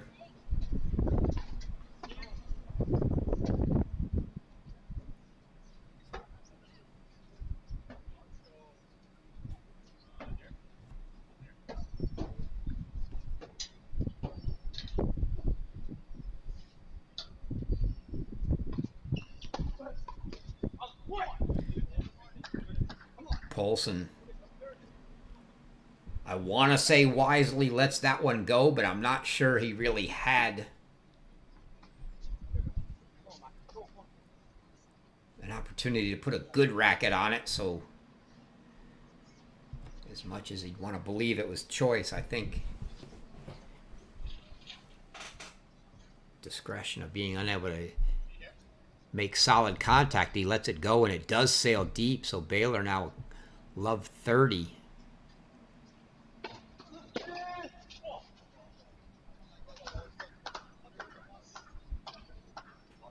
Did that ball land in? I heard the come on from Polson. But I don't think, I thought it looked wide. It was wide indeed.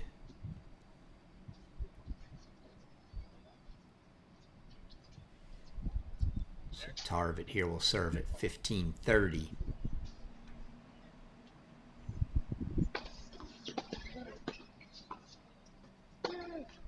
Oh, Polson saw the opening and went for it.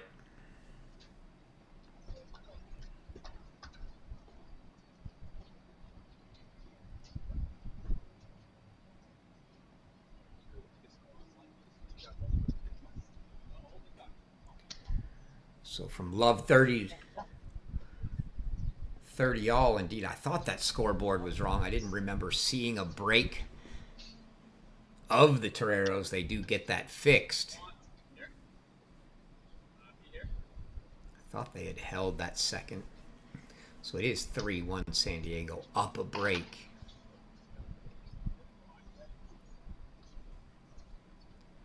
Caught me momentarily trying to catch up with that Jay Friend match I had let go of. And there's a return winner. Same ball he tried to hit for the pass last time. He hits this time.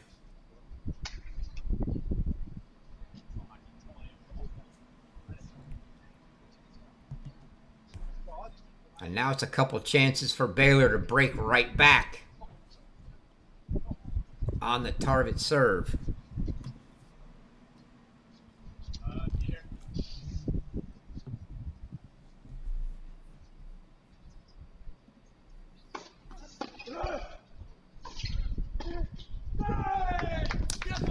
Polson with the winner. Gets the break. Polson's been a standout doubles player from the start, initially at Middle Tennessee, now at Baylor. Tough guy to try to pick on, also the bigger of these two. He goes 6'3", Miladinovich about 5'10". Longer reach, tougher to get over. Arguably maybe better hands. Have to ask Coach Woodson that one.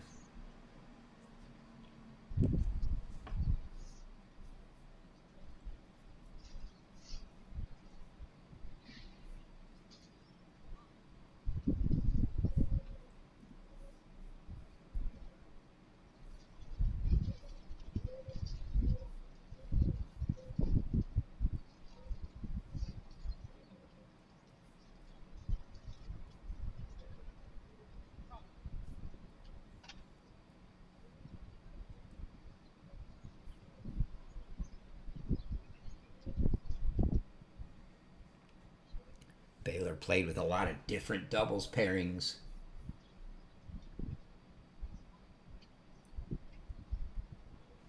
Last year, Brostrom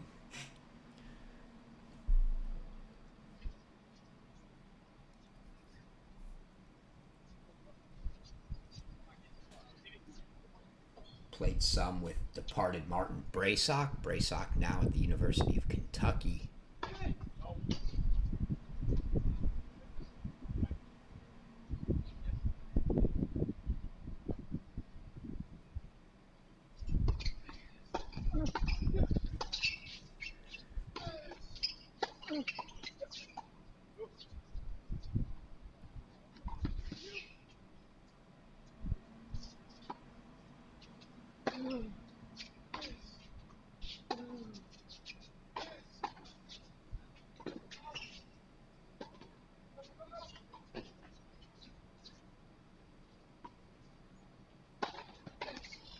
Oh, Polson almost.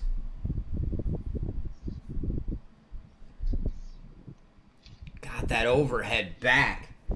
The bulk of his doubles matches last year came with Christopher Franson at the 3 doubles spot for Baylor. But Baylor used a lot of different doubles combinations last year. Got to think maybe the start they've had here with these two teams at All-Americans might possibly lead them to a little more stable doubles lineup.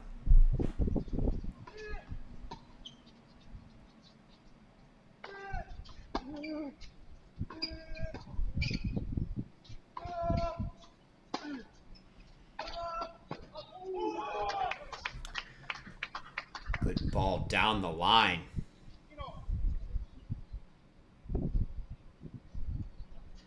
Gutsy ball at love 15 to try to go down the line there.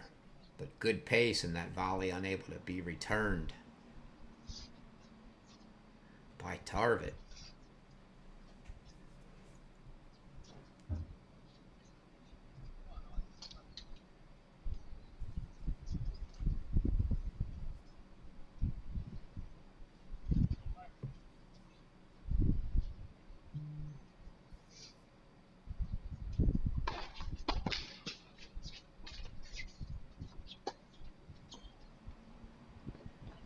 Ah, great ball there from Clausen.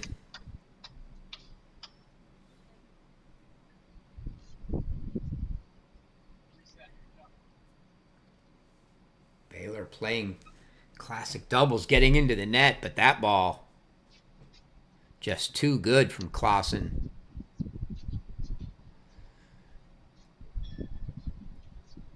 Nobody chasing that one down. See if Brostrom can bail him out here. His big serve was down the tee. last time. And his big serve this time is the let court ace. Again, we don't have lets in college tennis. You play them all. That one dribbled over for the dreaded let court ace. Makes it 30 all.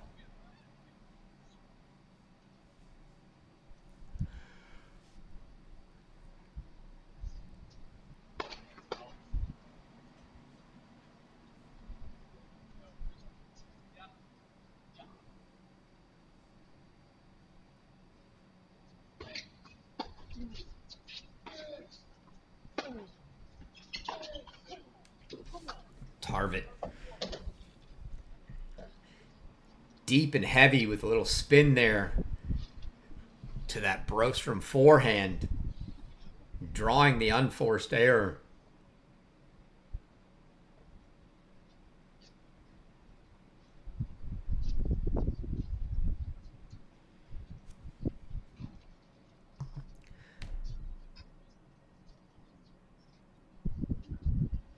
Now we're going to see a couple break points here to see if it'll be 3 breaks in a row.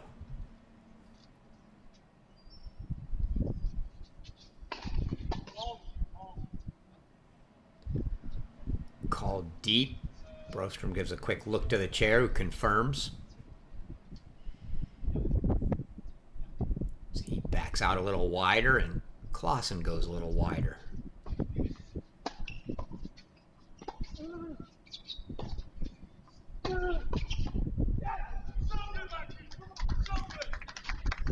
You hear Brostrom telling Milodinovic, "So good by you."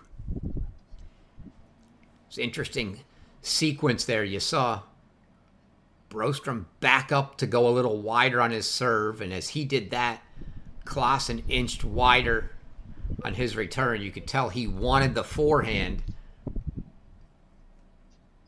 and he indeed stepped around it, got the forehand right at Milodinovic, who gave it back to Tarvit in a decent spot.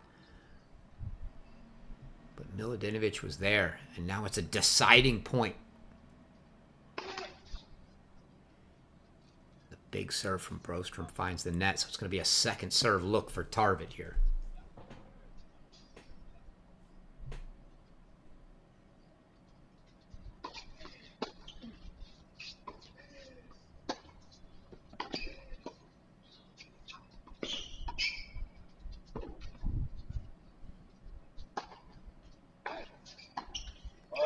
Oh, tremendous hands. And somehow the Toreros don't come away with that. They look like they had that one. Brostrom with a great ball back.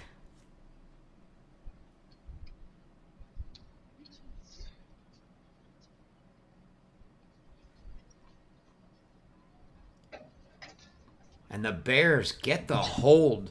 Fight off a couple break points there. They get the hold.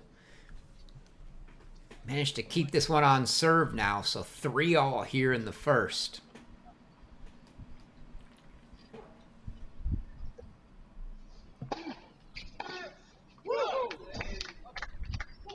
And Brostrom's feeling it as he hits the backhand return winner down the line.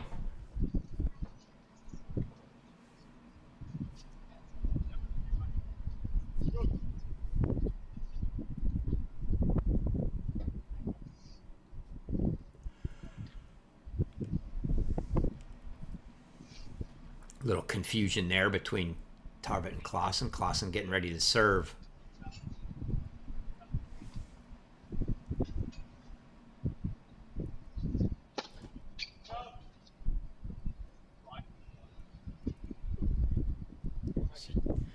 You see in the eye, Tarvit electing to literally go down on the knee.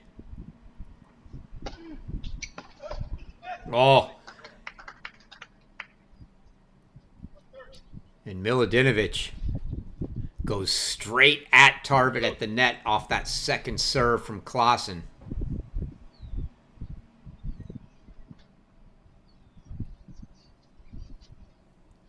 Nothing wrong with that.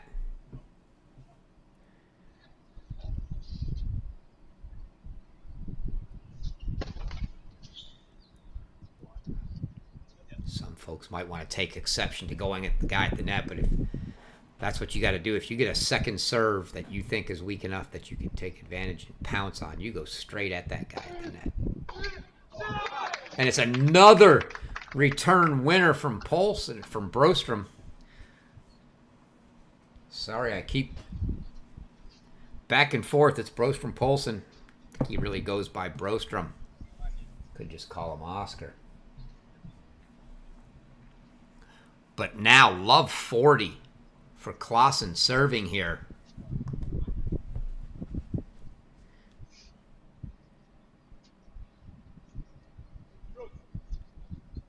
The Toreros were just up 3-1 a break, and now 4 chances to go down a break.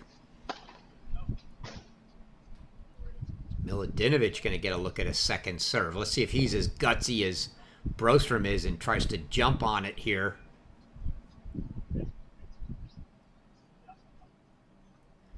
Went at Tarvit last time.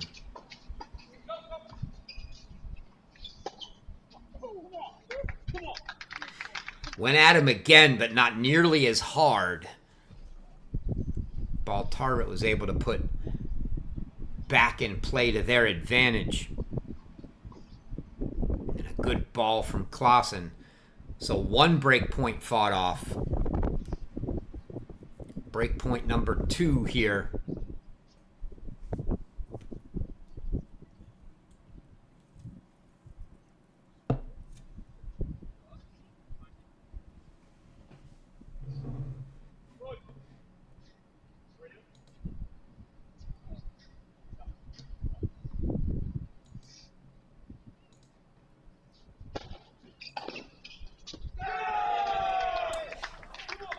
Brostrom again, 3 times that game.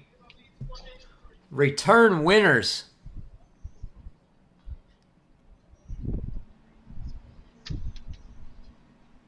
And Baylor takes a break lead. So from a break down to a break up go the Bears here.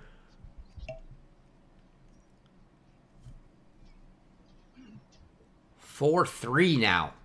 Again, both of these teams automatic berths into the NCAA doubles championships, along with the teams they beat in the semifinals. That would be Zhang and Hashimoto from Columbia.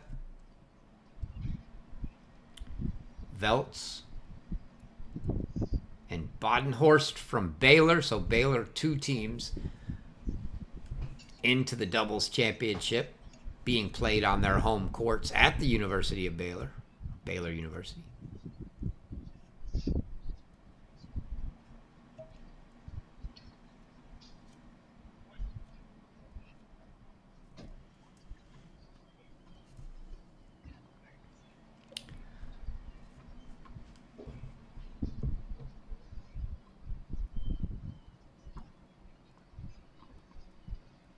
See, legendary Baylor fan Scotty B is joined. And I agree, Scotty. Baylor seems to have found a couple doubles pairings. I think it'll be a little more stable doubles pairings for them this year if this indeed ends up being their 1 and 2 teams.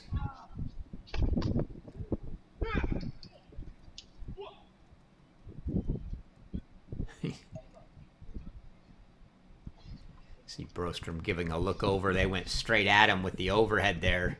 Got a racket on it, but just popped it straight up.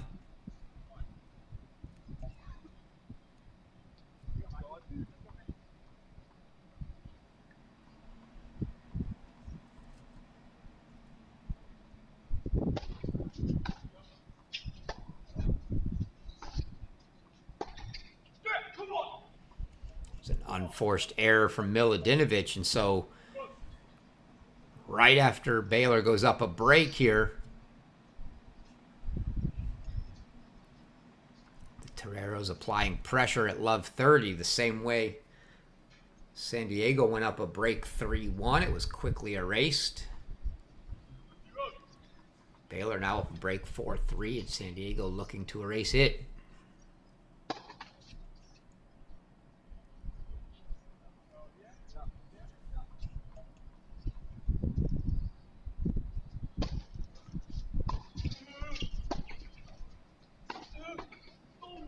That was much better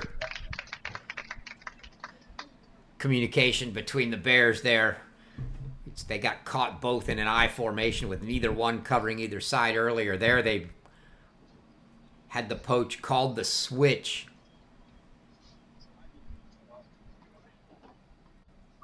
Worked out well, and Brostrom hits the volley winner.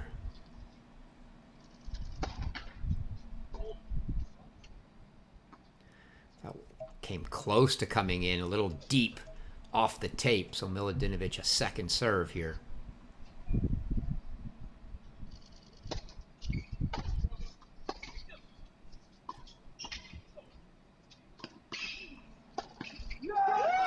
And a winner down the line. Beautiful. From Milutinovic. He gets this one here and goes right back behind both of them down the line for the winner.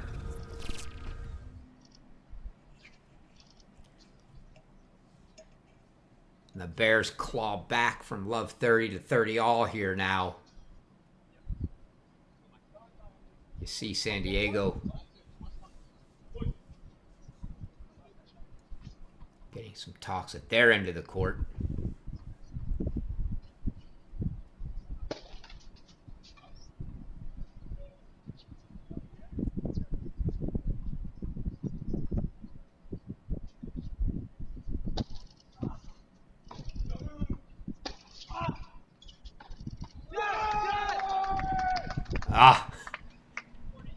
You see Tarvit smashing the racket into his hand over and over there. Not happy with that forehand into the net, giving Baylor a couple game points.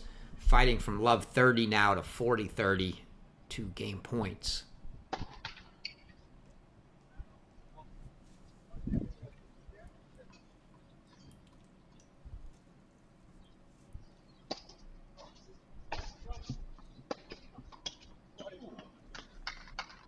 Too easy there.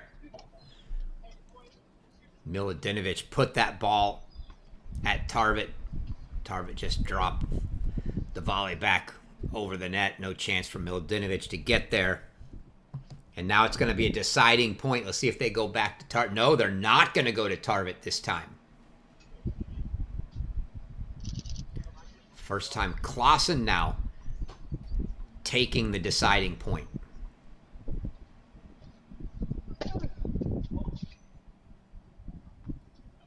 Just wide.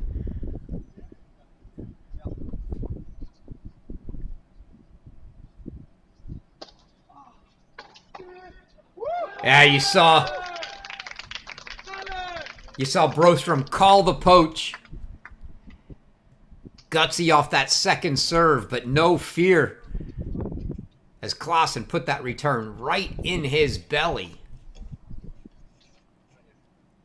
And Brostrom able to get the racket down and direct it right back into the middle of the court for a clear winner. And the Bears hold for 5-3. Brostrom has definitely been the hot hand so far for the Bears. He seems to be feeling everything right now. He wanted the ball at the net. He hit 3 return winners in the last game. That might as well have been a winner there. Just drilled the return back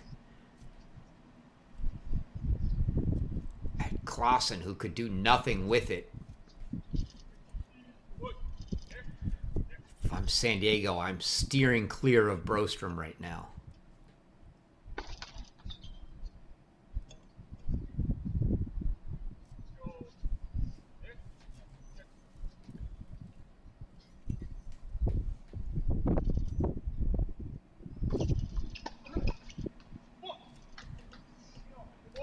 Good volley there from Klaassen at the feet of Broström.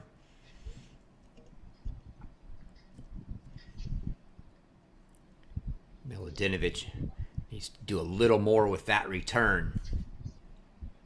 Too easy for Klaassen.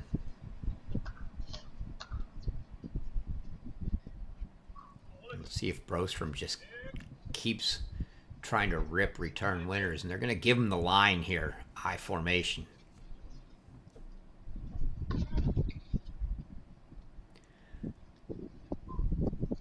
Second serve, dangerous. Give him the line here as hard as he's been going after these returns. And no, now they change.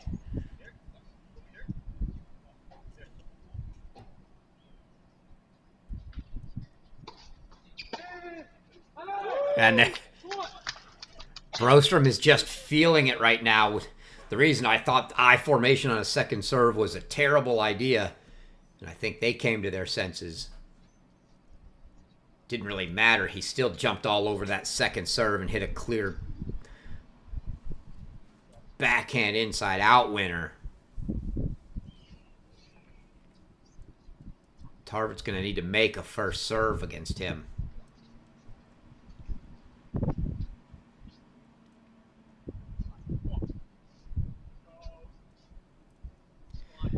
But Broström is absolutely feeling it right now.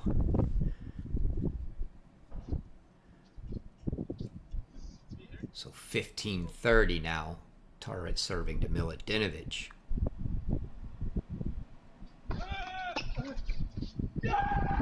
They get that one.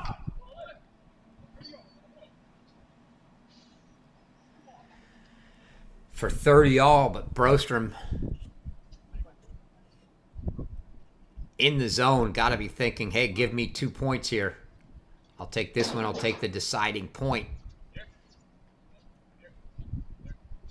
Better get a good placement on this first serve or he will burn down the line. Missed the first. See if, are they going to stay I here? Oh, they are. Playing with fire now. Oh, and it works out. Broström was going line. He just didn't jump on it. He tried to just punch it back.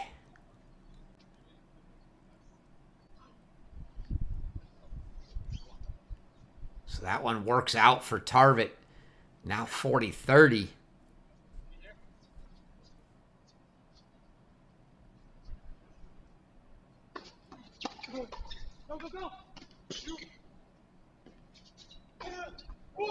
Oh, Tarvet.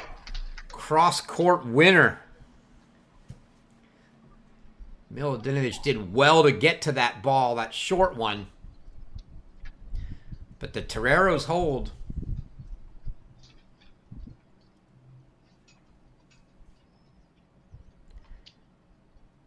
And they'll force Broström to serve it out as you see Itzhak walking with the guys.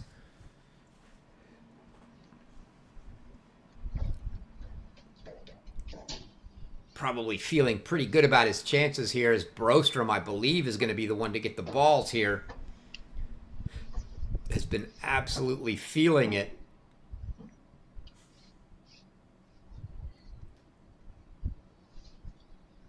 And he's had a big serve down the tee from both courts. We'll see if he utilizes that.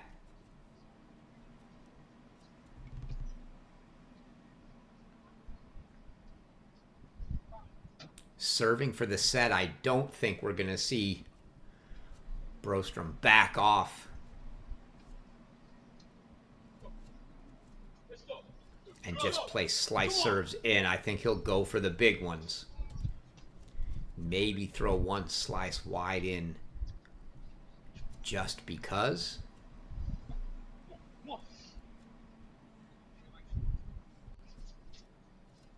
But indeed, it is Broström serving here. 5-4 Baylor serving for the first set.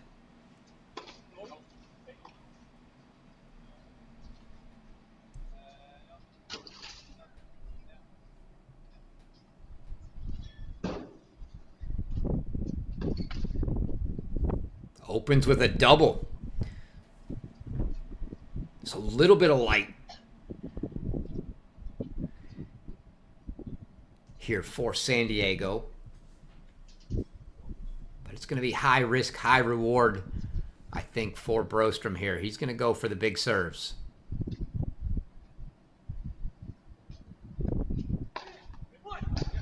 And there it is. Double fault followed up by an ace.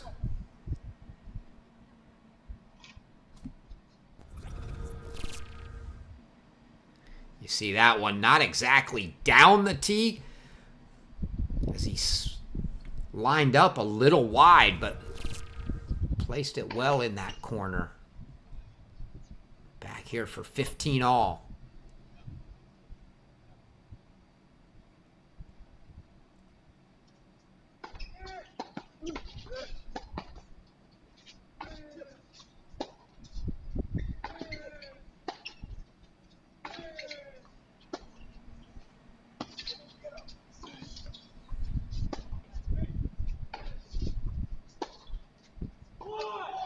Wow. Baylor gets away with one there. Back-to-back strokes on their end. Milodinovic misses. Not as in a whiff, but just missed trying to get to a ball over his head he couldn't reach. Brostrom backed him up and got it back, and the next ball came, and they both went for it. Lucky they didn't collide rackets. And they get the long ball.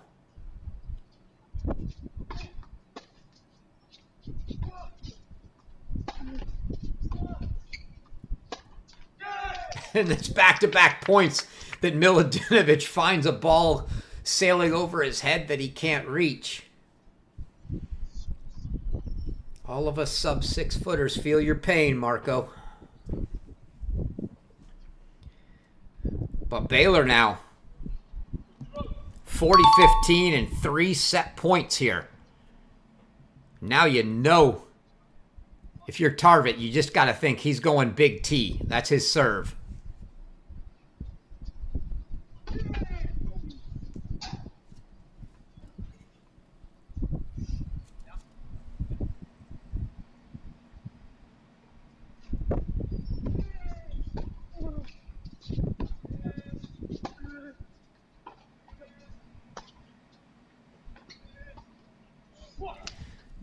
It's a good approach from Tarvit there. They had 2 back. Tarvit gets to the net.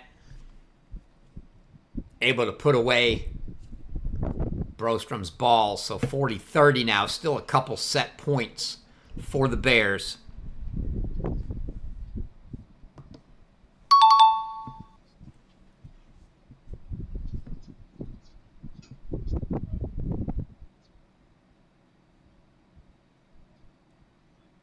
Gonna go I, and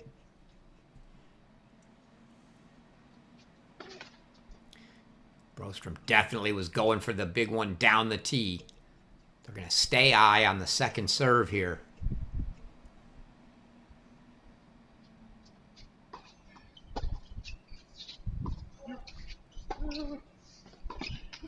That's good pressure from the Toreros. Tarvit got the ball back, and they both came coordinated to the net. So now, from 40-15, it's the third and final set point for the Bears, and it's a break point for Tarvit and Clausen to try to get this one back on serve, leveled at 5-all. Big point here. Tarvit to take it. Just wide. Brostrom was hoping, but no, that was clearly wide.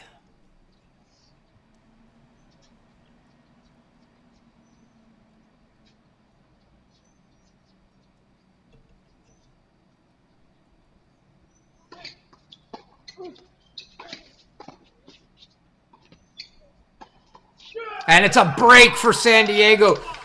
3 set points fought off by the Toreros. And Brostrom unable to serve it out. We're all square, 5-all.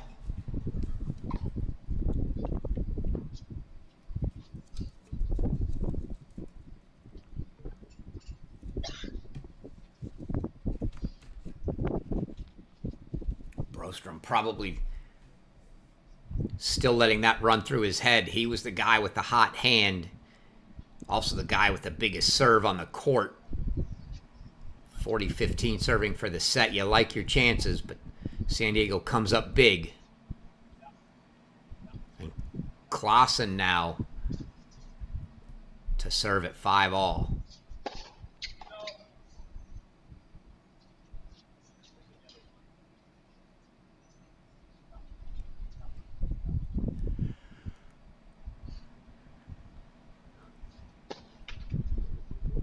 And he'll open with a double.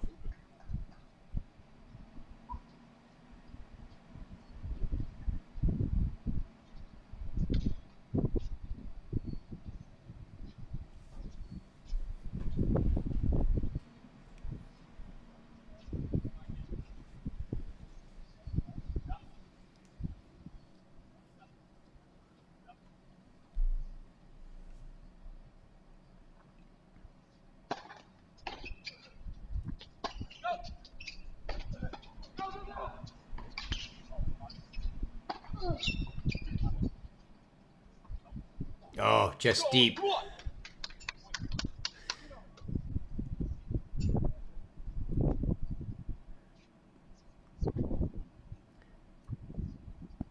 I enjoy watching the Baylor side of the court because it feels like the guys know their roles very well.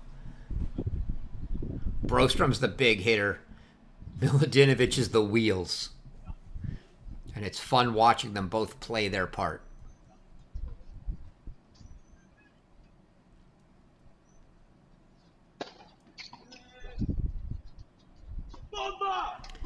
Brostrom unable to get that return back.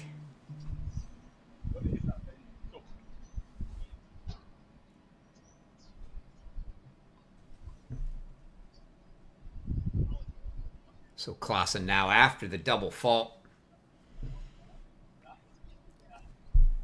Puts 2 quick points up in 30-15.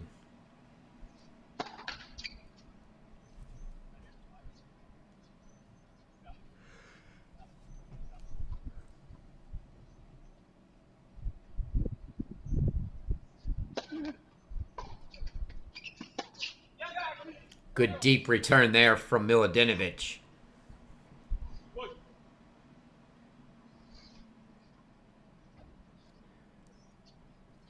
Caught San Diego in the switch.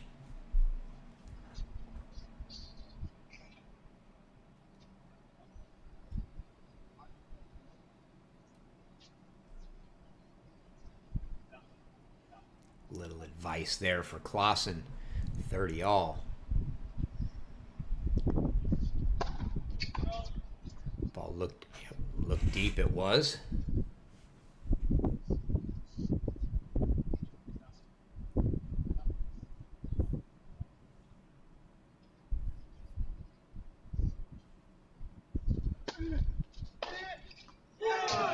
Oh, and there's the big hitting from Brostrom. He jumped all over that serve. Tarvit looked like he had a decision and just thought it was blistered so hard that it was going deep. Landed what looked like about a foot inside the baseline, and now it's a couple break points for Baylor.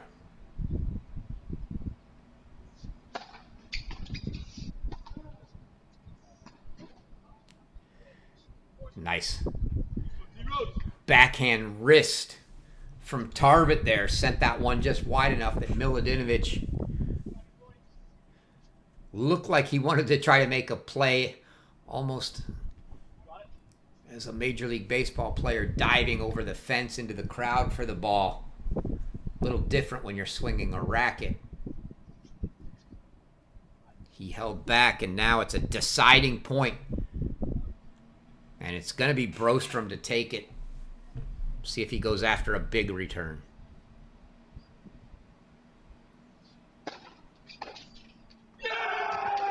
Just deep.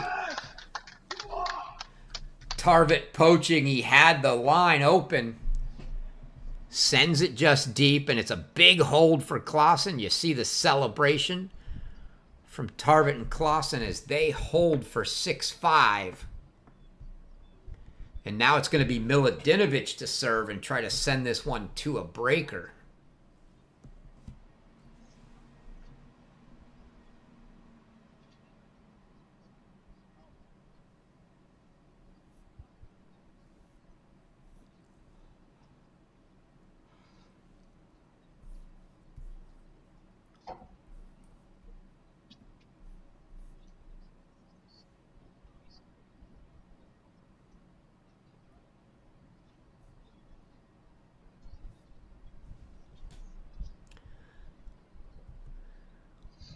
Not 100% sure, but I think that's Coach Funkhauser with the guys.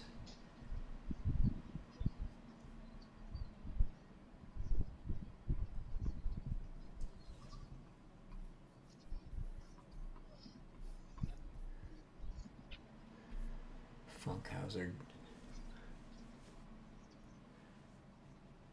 joined the Toreros a couple of years ago, came from Cornell, and more notably previously spent time the USTA as the lead coach for the collegiate program.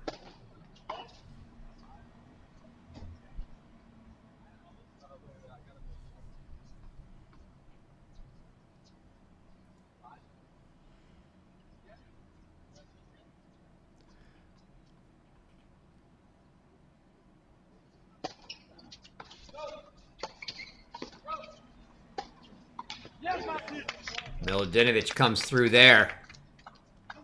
Second serve. And Clausen continued to go at him. Or excuse me, Tarvit continued. But Milutinovic down the line well.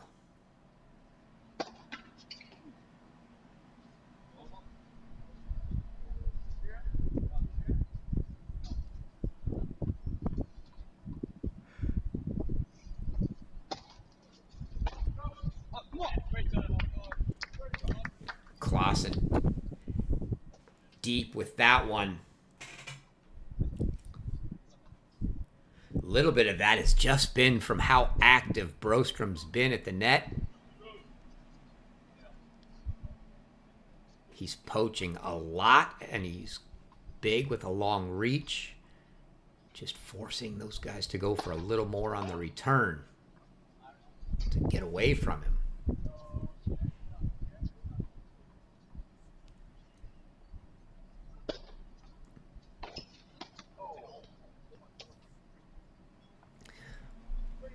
Tarvit went behind him that time.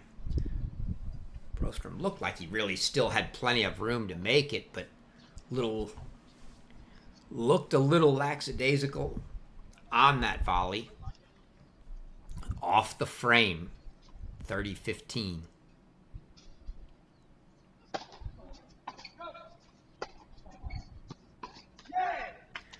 So forehand in the net from Clausen, so 40-15. Similar spot to where the Bears were last game, serving for the set. Now it's 40-15, serving to get into a breaker. See if Milutinovic can do what Brostrom couldn't.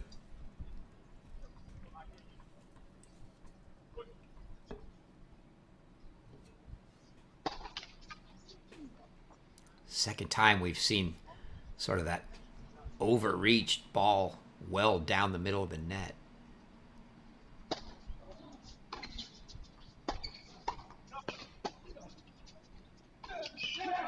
And that's a hold for Milutinovic. So 6-all, and it'll be a breaker.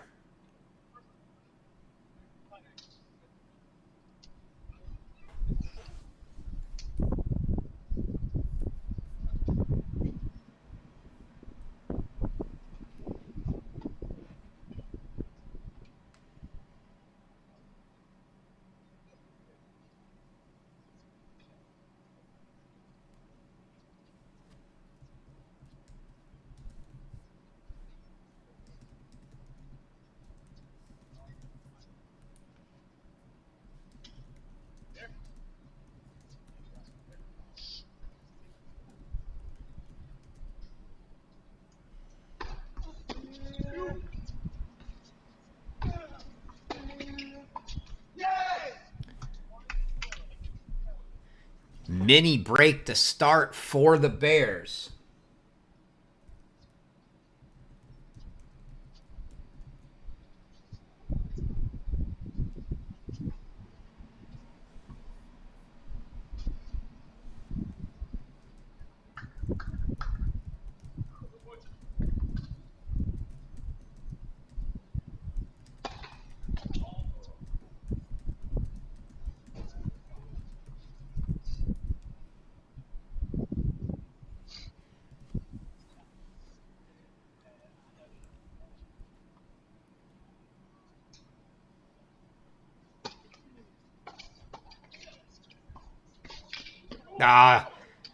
Just a little too much reach for Miladinovich there. First one back good.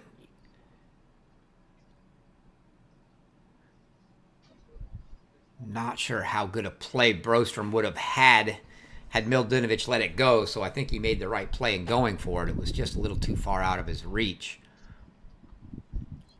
Hopefully they'll get the play site scoring fixed from game scoring to tiebreak scoring here, but it is indeed 1-1 right now.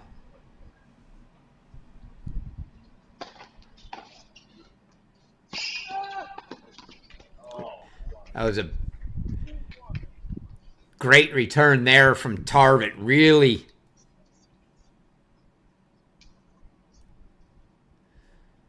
stretched Brostrom out wide, made it easy play for Tarvit.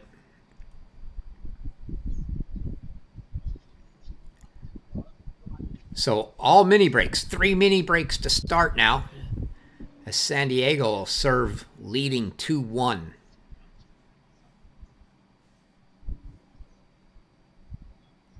It'll be Clausen serving.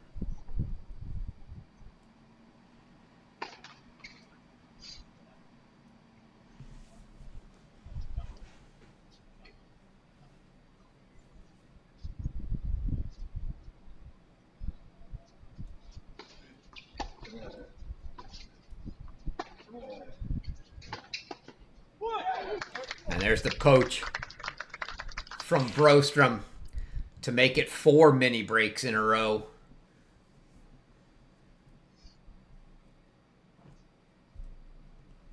So it's 2-2 now.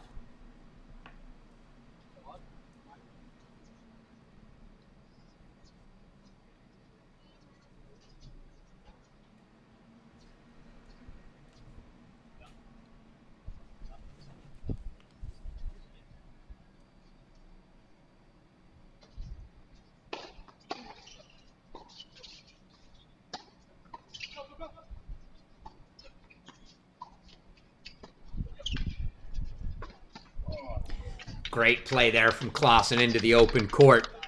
Had Miladinovich up. Brostrom running back to cover what was a wide open forehand lane. With him going that direction, Clausen just put it in the open court behind Miladinovich. Easy winner. So we get the first hold of the breaker. And it's 3-2 San Diego. So 2-3 on serve here for Miladinovich.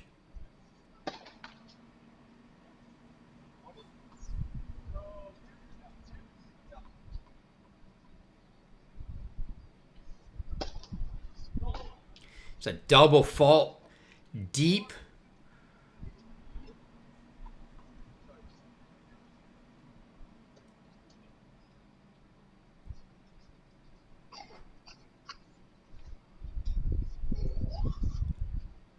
And so 2-4 now. Baylor yet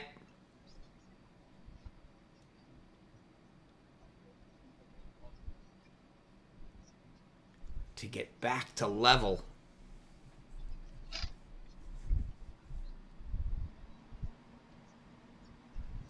Started with a series of mini breaks.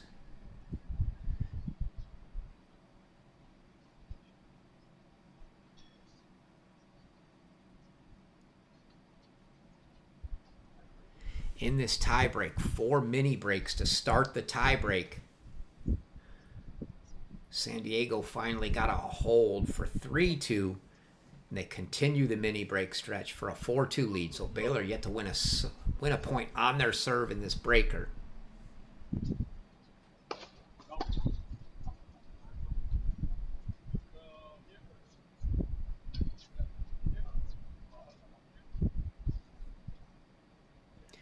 Miladinovich going to let that ball be.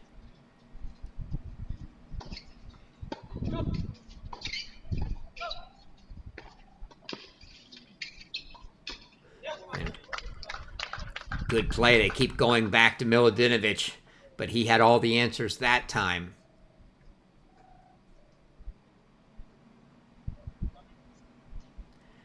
And so he does get the first hold for Baylor, still down a mini break, 4-3 here. So San Diego's going to be serving at 4-3.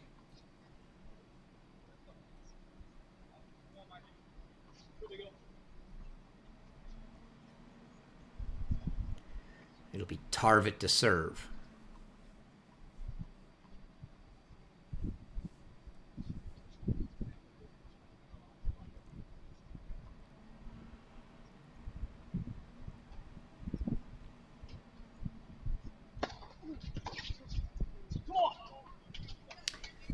Missed long on the return from Miladinovich. Makes it 5-3.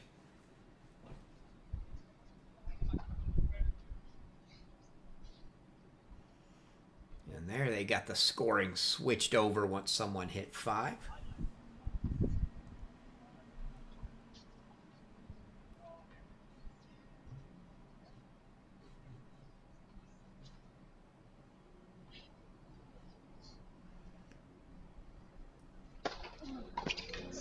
Big serve from Oliver Tarvit. Brostrom gets nothing more than a frame on it. And it's 6-3 now for the Toreros. And it's going to be 3 set points coming up. The first 2 on the serve of Oscar Brostrom.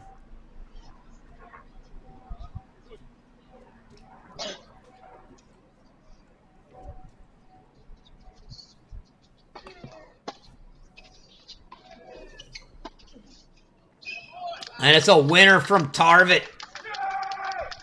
Passes Miladinovich down his backhand line. And the Toreros take the first set in a breaker, 7-3 in the breaker.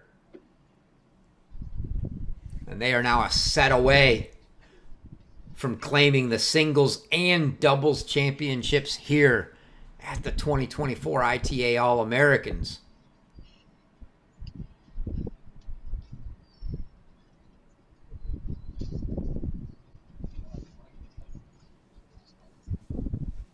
You see, they are going to head off, take a restroom break. Looks like Miladinovich and Brostrom going to sit tight.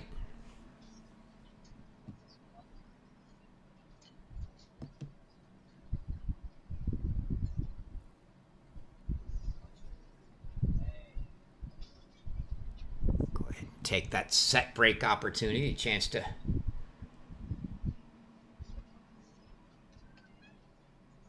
pay some bills. We'll be back in a few.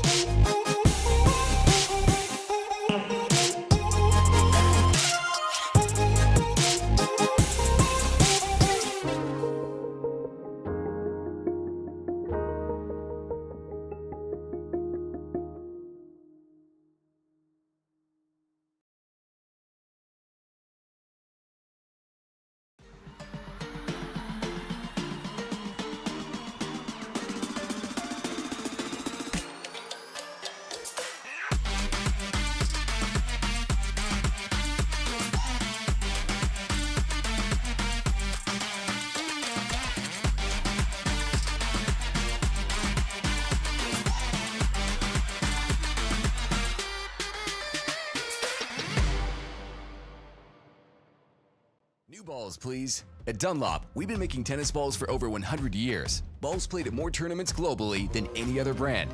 Officially endorsed by the ATP Tour. Performance runs through our DNA. Dunlop, the #1 ball on tour. I've always loved the game of tennis. Everyone's a big family here. It's about camaraderie because it's family. I consider my tennis family part of my overall family. That's what I like about it more. So friendships you develop. I look so forward to coming to these events and seeing my friends that I've made through the years.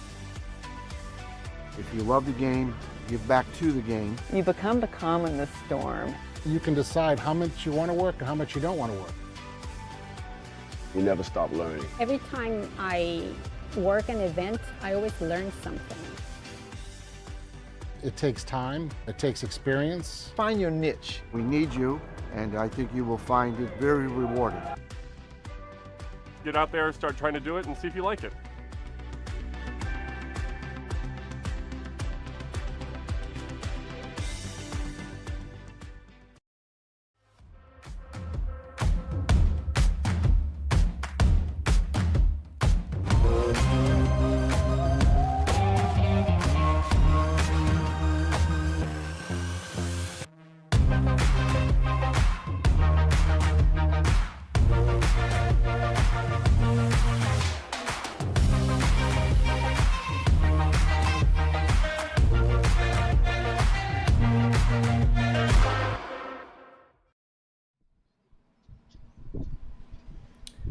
All right, restroom break done. Back for the second set. It'll be Milodinovic to open things up for Baylor here.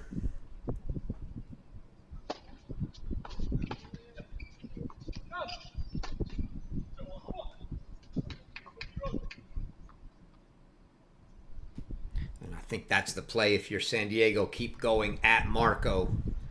Brostrom's been the hot hand. In case you're wondering what happens if Baylor does manage to come back and take the second set.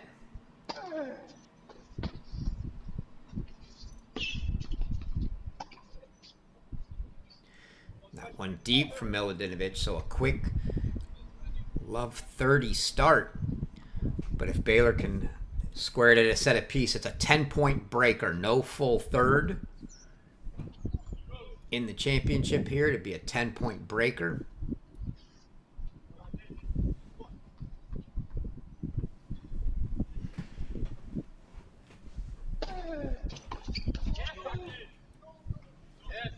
San Diego gives Marco a free one there, missing that return. Is Tarvit.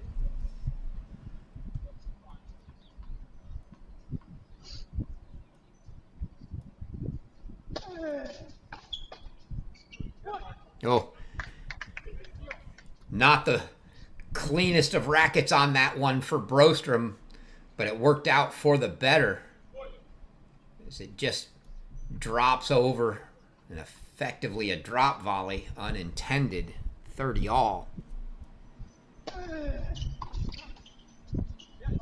And that one's an intended drop volley that works out as intended for Brostrom, so 40-30 now.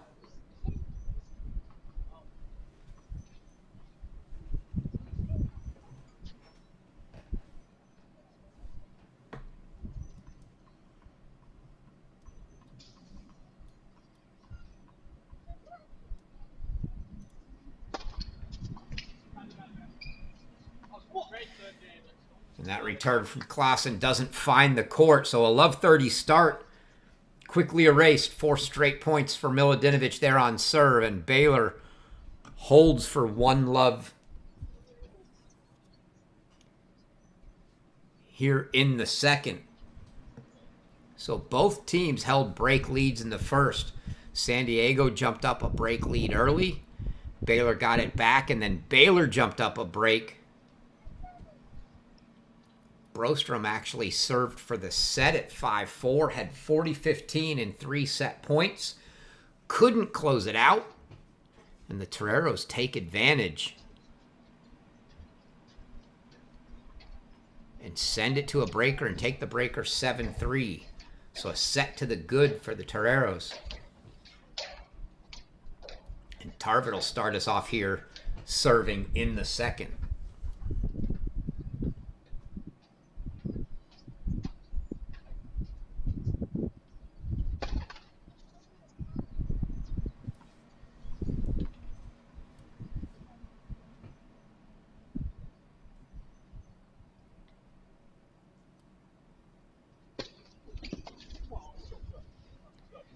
Good serve from Tarvit. Right into the body of Brostrom. He knows, such good IQ. He knows Brostrom's coming in, and that he wants to attack and jump on that second serve. And he could do nothing with that right in the middle of his chest.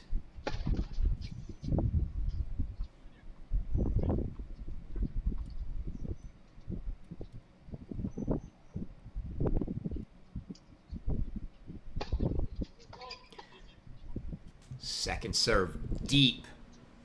So a double fault from Tarvit.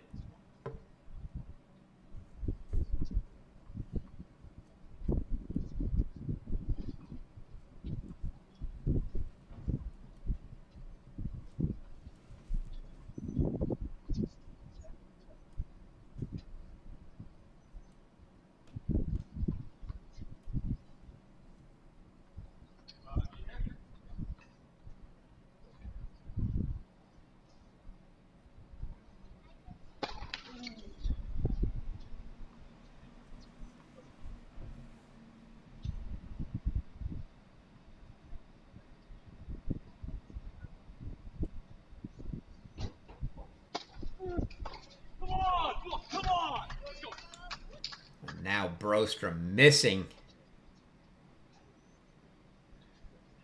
If you're San Diego, you almost got to feel like you got away with something, getting 2 second serves in a row to Brostrom.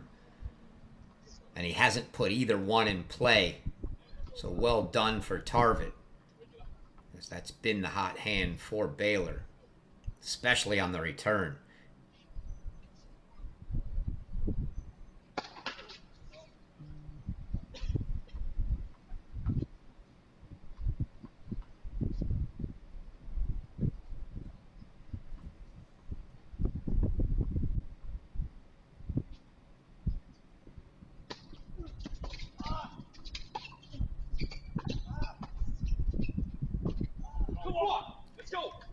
A lot of kick. You saw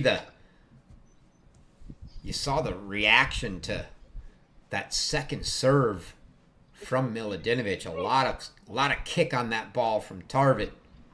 Miladinovich thought he was in the right spot, and then had sort of a jerk stretch reaction as that ball got away from him quick. Great kick on that second. So now 40-15, 3 game points here for Tarvit.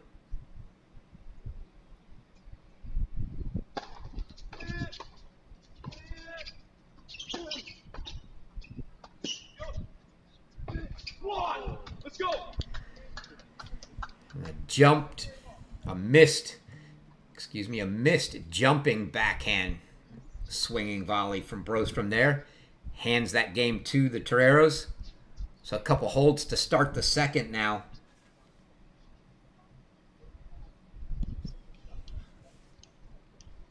So 1-1.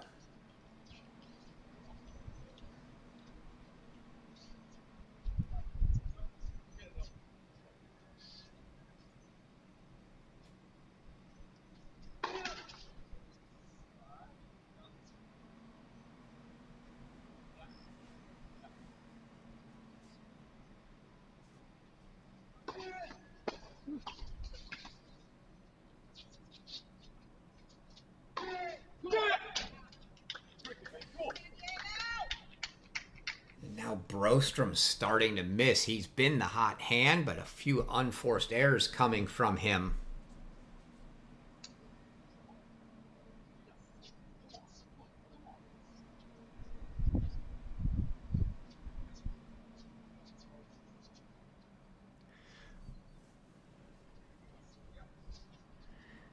Certainly not something they can afford to happen right now.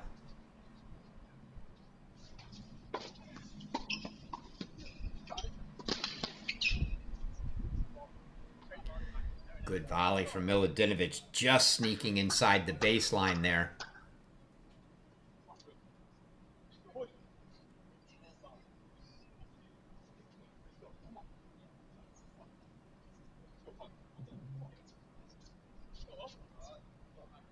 We'll see, Brostrom didn't go huge on that last serve.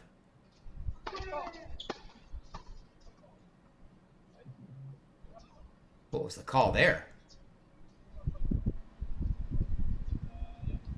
All I can imagine is that there was a foot fault call. That serve was clearly in.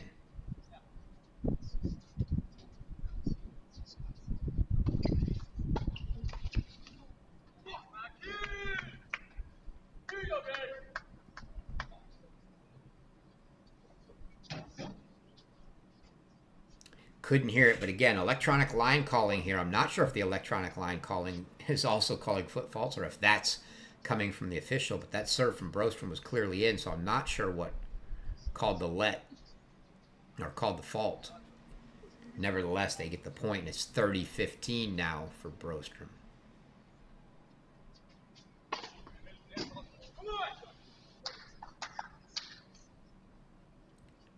He goes big there. Clausen gives it a real good look.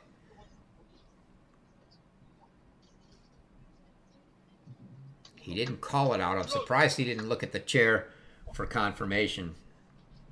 That's what the guys usually do, look back to confirm.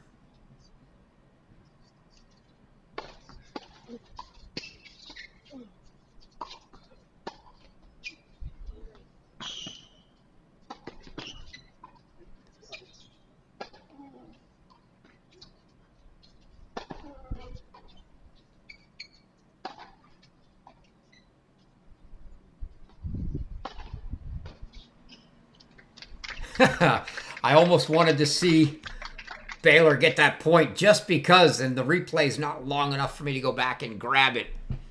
But you saw Brostrom go to a left-handed, put the racket into his left hand and put a left-handed forehand back from deep into that corner.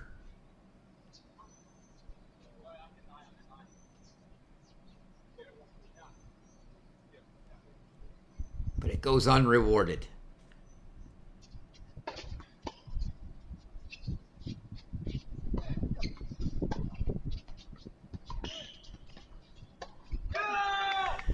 Good play from Brostrom. He really likes to hit it, and you had a feeling that where that ball was down low was a tough spot for him to try to hit a winner from. He thought the wiser and just punched it back. Deep backhand for Clausen, who's unable to return it. So it's a hold for Baylor. So 3 holds to start.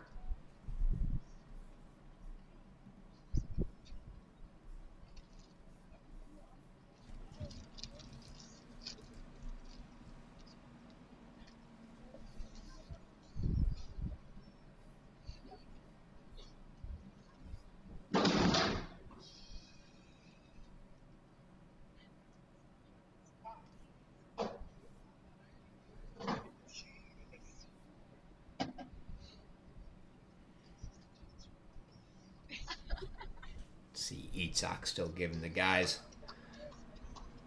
a little coaching, as is Coach Funkhauser.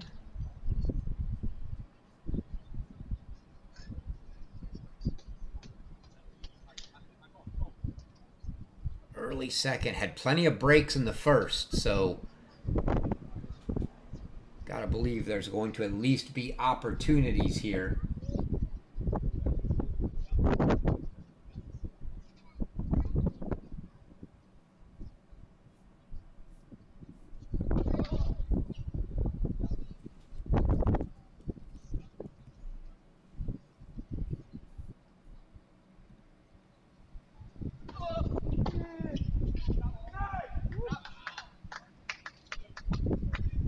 That one landed in for Brostrom. Not sure.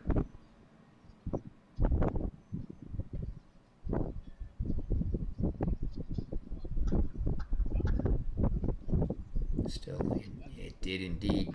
Still firing is Brostrom on those returns.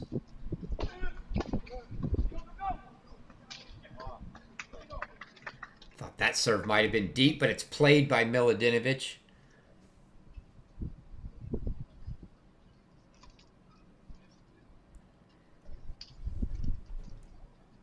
An easy volley to put that point away. So 15 all.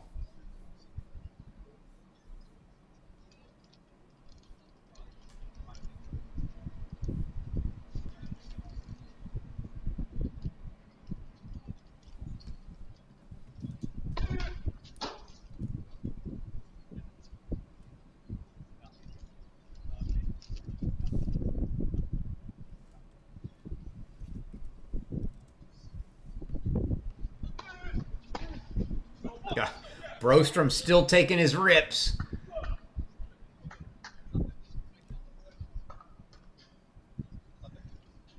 Sends that one long, though.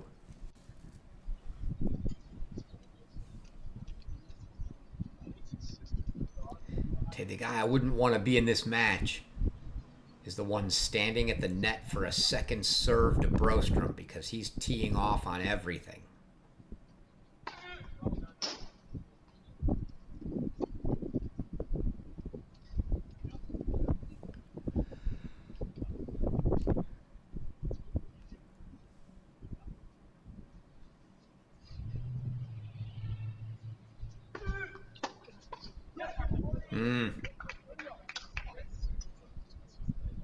Milodinovic put the return right back to the net man in the middle.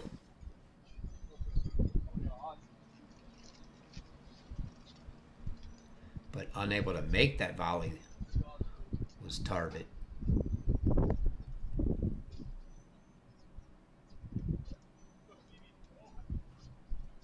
So it'll be 30 all now.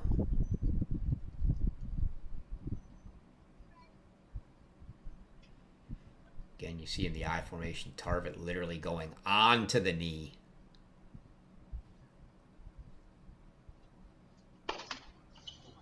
Or it sure looks like he's literally resting on that knee. And they elect not to go I on the second serve.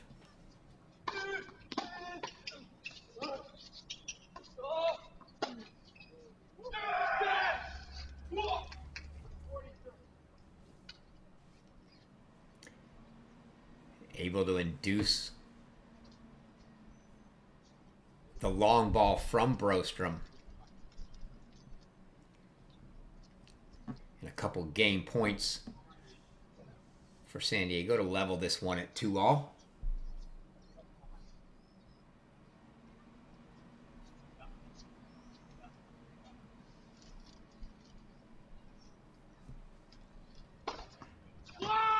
Just a big ace wide from Clausen for the hold, and he lets you hear it.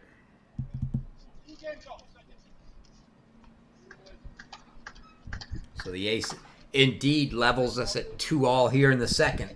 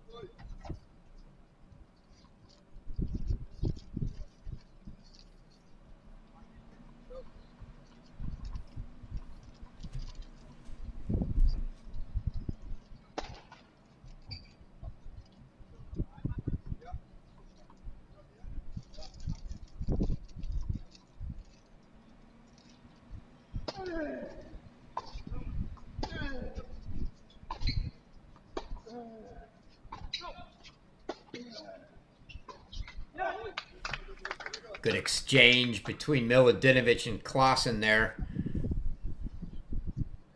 Backhand corner to backhand corner. Milutinovic eventually getting the better of it as Klaassen misses into the net. You can see Brostrom oh so eager to poach one.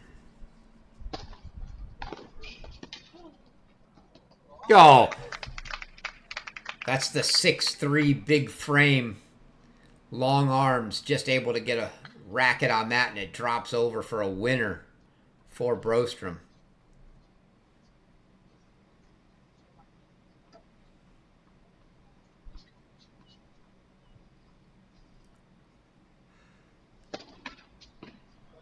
And it's a let court ace for Milutinovic and a hold. So 3-2 now.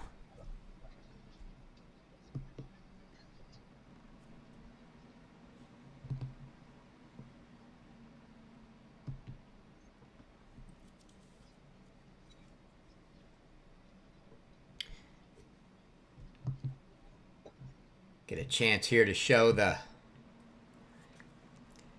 doubles rankings coming into the season.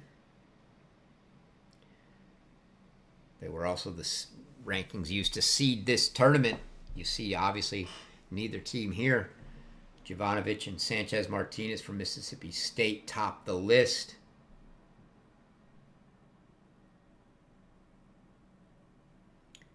You see there at number 6, Jay Friend and Colton Smith, the two guys making the singles consolation finals, earning their way into the singles tournament. None of these teams making it here into the semis and doubles to earn their way, so every one of those top 10 teams going to need to find their way to NCAA doubles championship via the way of regionals or sectionals. A few might have the chance to go through Conference Masters. Conference Masters held the same time as the sectionals and very, very hard to get into. One singles player, one doubles team from each automatic qualifying D1 conference. So just one team per conference gets there. So most players will be playing sectionals at that time. And those sections are big, big sections. Double fault to start the game. I wish I had the graphic for you. I don't. But there are 13 regions, so regional is going to be an easier path. When you get down to sectionals, there are only 4 sections, and they're split up kind of like time zones in the continental U.S., but instead of there being 3 in the continental U.S., there's 4, but they look very similar to time zones, split north-south like that.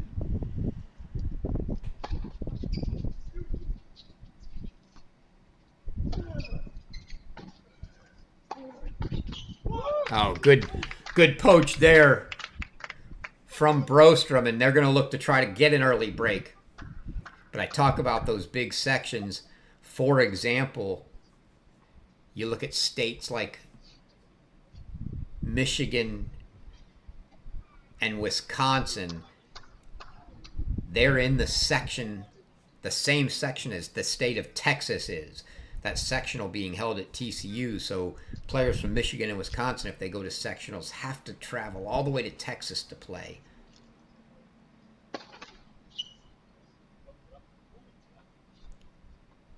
On top of that, you've got Texas, TCU, Texas A&M, and the like. Texas Tech feeding into that sectional, so a very tough sectional. Oh, Brostrom again going for the outright winner there on the return, but hits it into the net.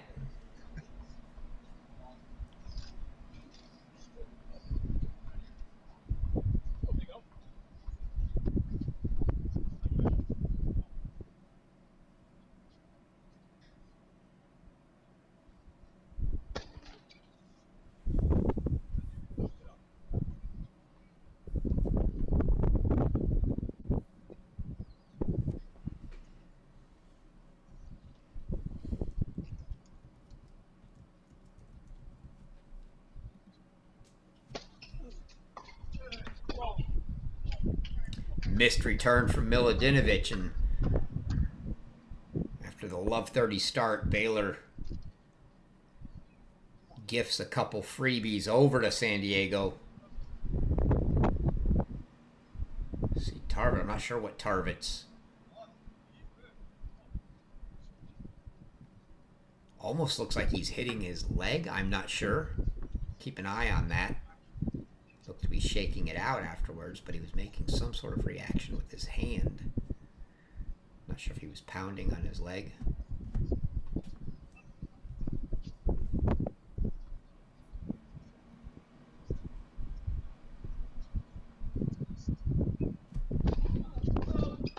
First serve deep.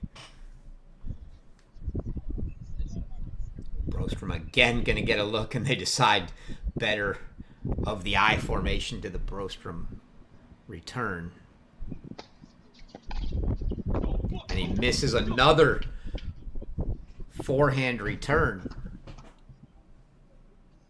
So from love 30 to 40-30.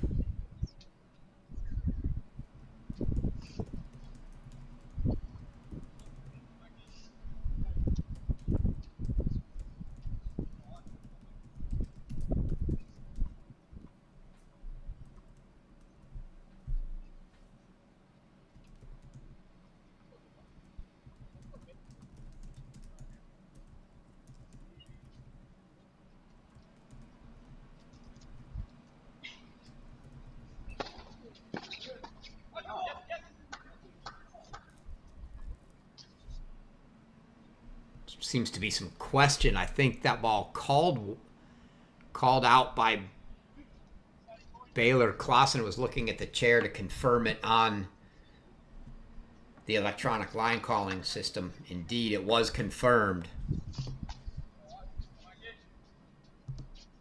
So now it's going to be a deciding point here.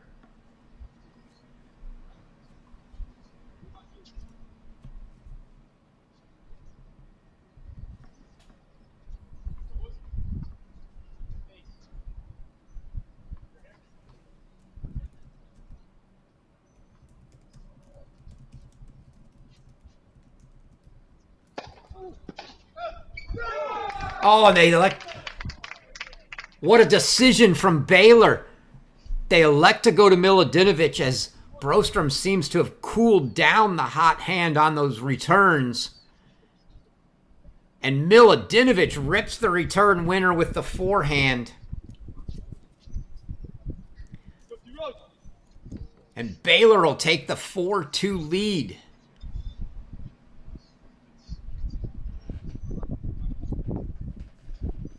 Brostrom now to serve up a break here in the second.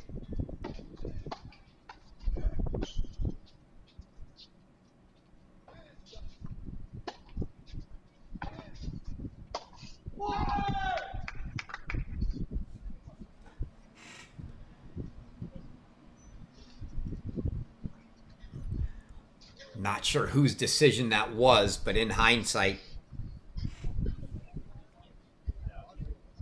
genius decision from Baylor to let Milodinovic take that deciding point return.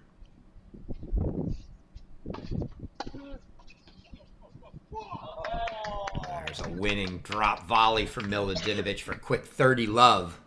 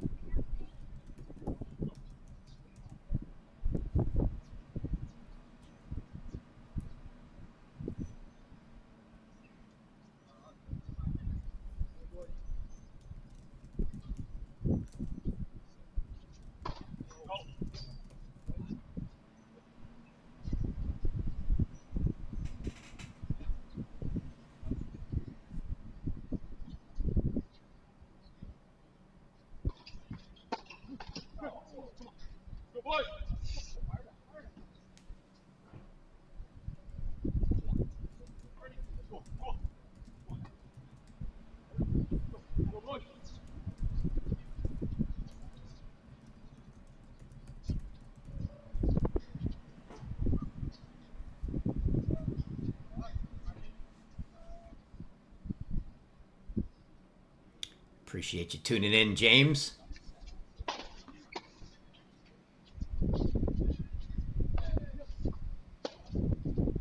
just wide from Clausen there. So 40-15 for Baylor to try to push this out to 5-2. James asking about the streams and how long it's been on YouTube. Been doing this for quite a while. Whether it's the ITA channel or the Cracked Rackets channel, you can catch a lot of it there.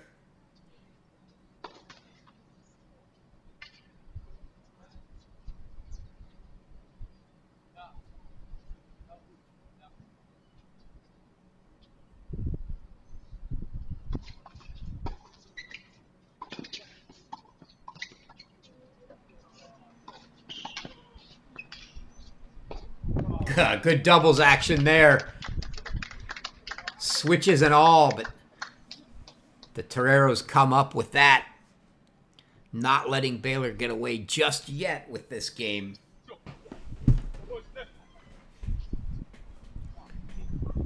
There'll still be much more fall action to come, James, on these YouTube channels. And once we get into the dual match season in the spring, that's when we'll have a lot of it turn to multiple forms of broadcast, but you can catch a lot of that action every weekend.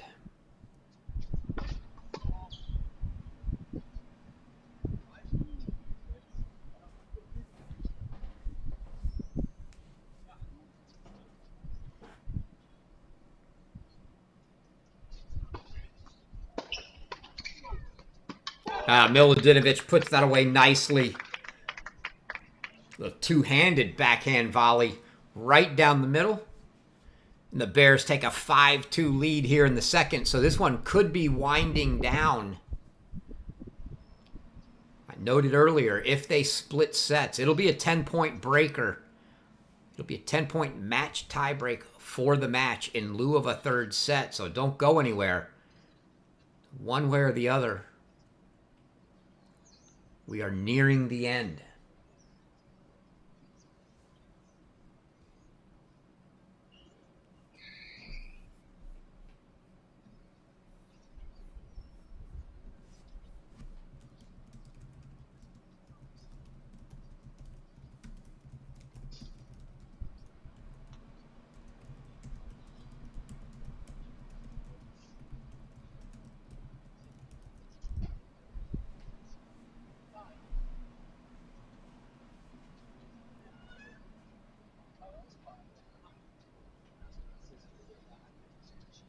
So San Diego going to come out now needing to hold to keep the second set alive. No mystery here. They need a whole break hold.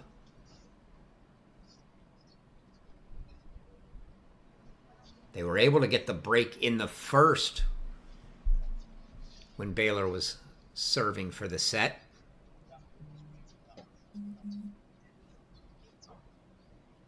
See how this one plays out.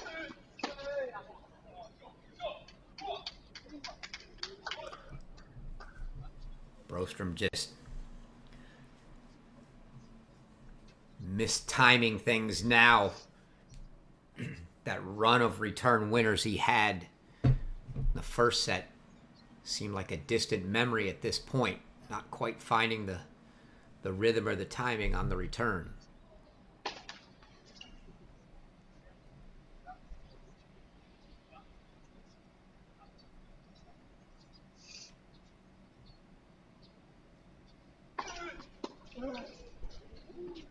Oh, and it's another return winner for Milodinovic. He seems to be the one coming up with the hot hand on the return side. That one had a little side spin on it. It was a little in the body, and he had to bring the racket in. As he did, he came across it, and you saw that ball sort of curving away as it got there.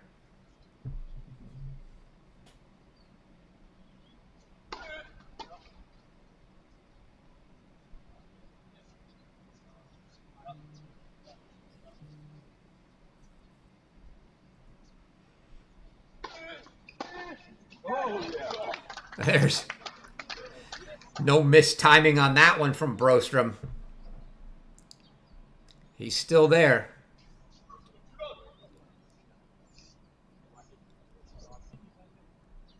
Sort of reminds me of the old saying in the basketball world, shooter's going to shoot. Doesn't matter whether he's in a slump or not. Brostrom's going to take his shots.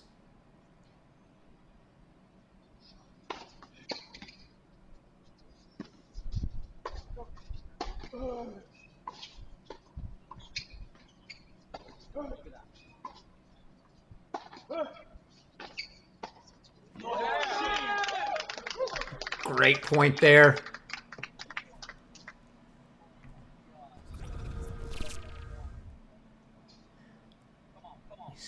See this high overhead backhand coming from Brostrom. It's going to bring up some set points here for the Bears. 15-40, so 3 set points.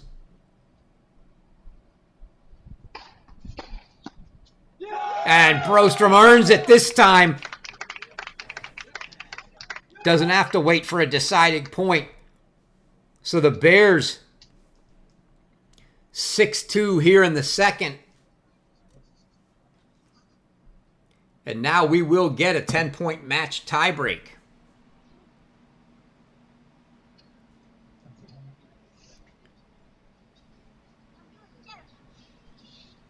Be a quick word on the bench. I'm guessing they'll get new balls. Check the net again. That's one thing we haven't talked about this afternoon, have talked about this week in some of the broadcasts. ITA this year in their sponsored events using the Dunlop balls.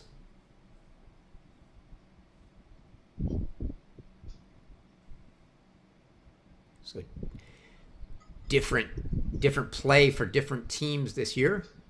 Might be with different balls. In the past, everything's been on the Wilson. This year, the ITA going all Dunlop.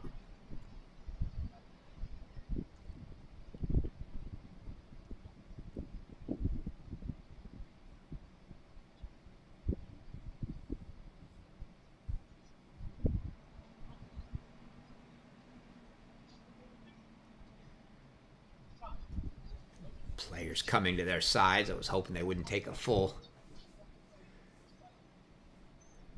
set break here, so be a 10-pointer, I would assume Brostrom's going to lead things off. For Baylor serving, indeed he is, and I would assume Tarvit would do the same for the Toreros.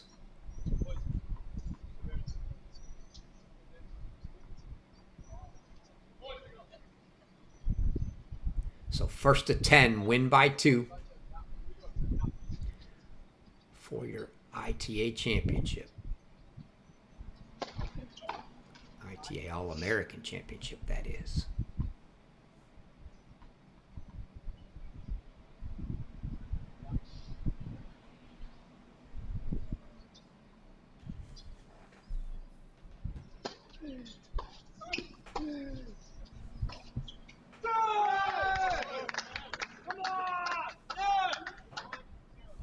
Gets the hold.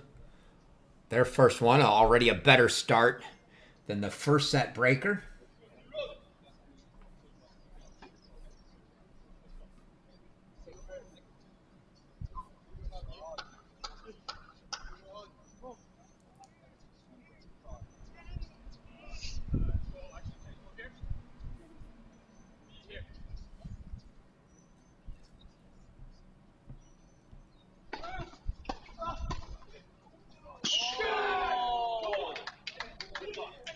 Not up. So a good put away for the Toreros. Level it at 1-all. Looks like we're going to have in-game scoring again, maybe until someone hits 5. We'll see. But it is indeed 1-all.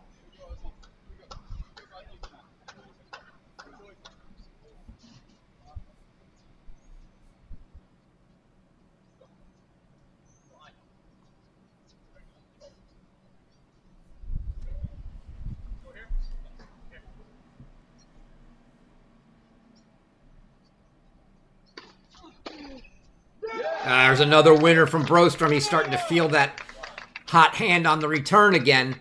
So the first mini break goes the way of the Bears. 2-1 Baylor.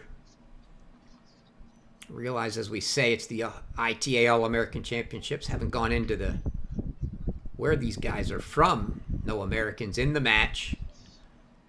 Baylor side here, Milodinovic from Serbia. Brostrom from Denmark. That return wide from Clausen. Far side of the court for the Toreros. Tarvit from England. Clausen from the Netherlands. So 3-1 for the Bears now. Milodinovic serving.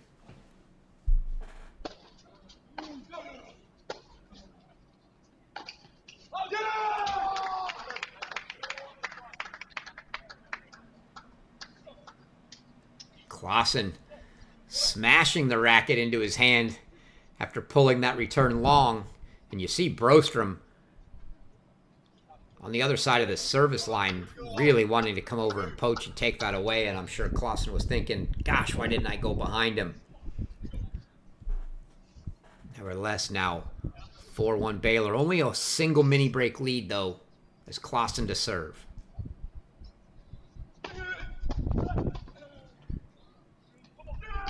And that's put away by Tarvit at the net.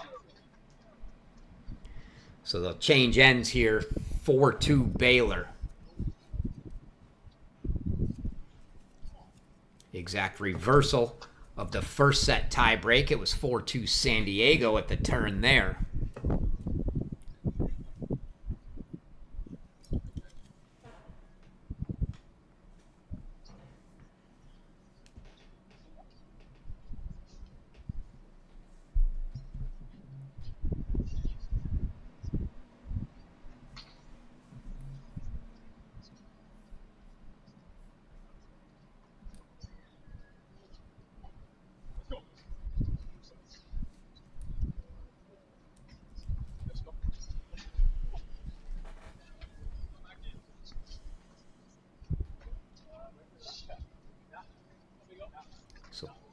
Clausen, one more serve coming.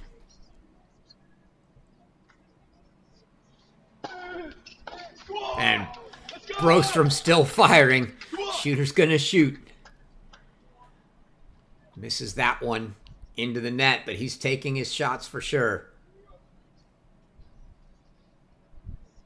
So 4-3 mini break lead still going the way of the Bears.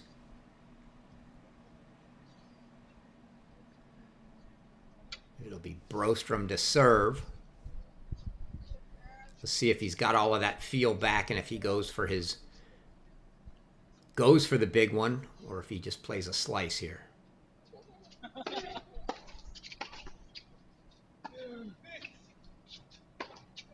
Oh.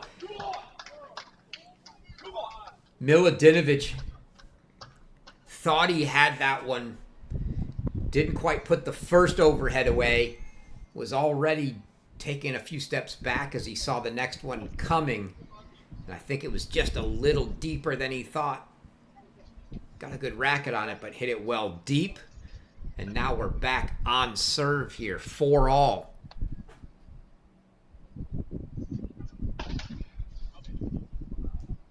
Brostrom definitely going for the big serve.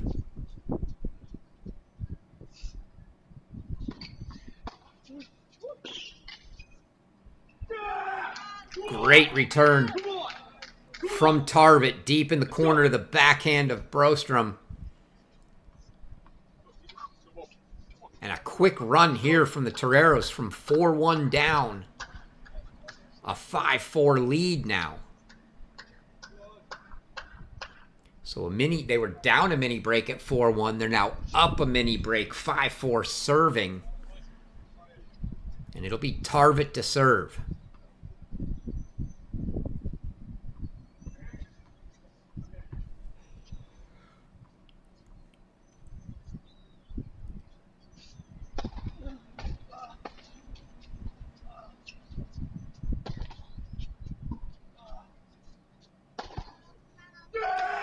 One too many overhead chances for Klaassen.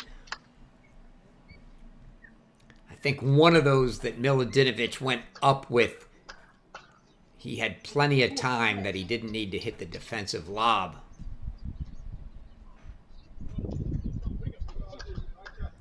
Did so anyway. Klaassen eventually puts it away. So 6-4 now for Tarvit.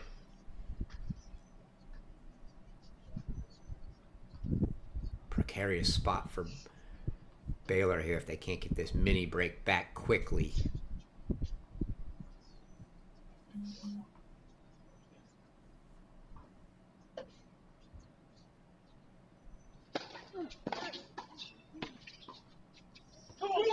Oh, good idea from Milutinovic, but he pushes that backhand just long. And Tarvit holds both of his serves for 7-4 now. So 6 straight points for the Toreros from 4-1 down to 7-4.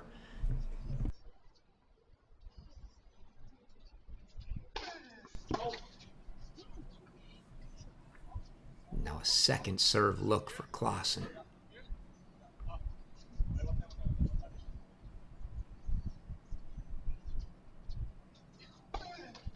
Oh, shanks the second serve. Not even close. And now it's a big hole. Change ends again here at 8-4. So 7 straight points for the Toreros from 4-1 down to 8-4 up. And Baylor's got to figure something out quickly here. When this match ends, regardless of which way it goes, feel free to stick around. I believe they'll have an on-court presentation. We'll leave the stream going for you to see that.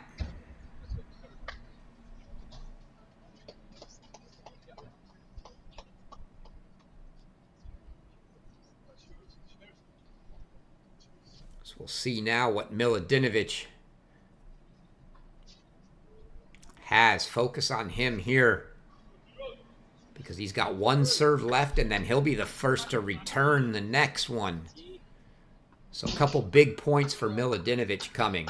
One on serve and one returning.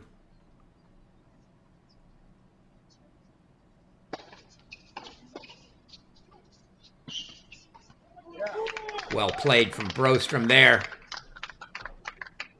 Didn't quite put the drop volley away, but put the next one away. So they do their job there, but now 8-5 double mini break lead for San Diego. The match is on their racket. Klaassen here serving 2 serves for the championship.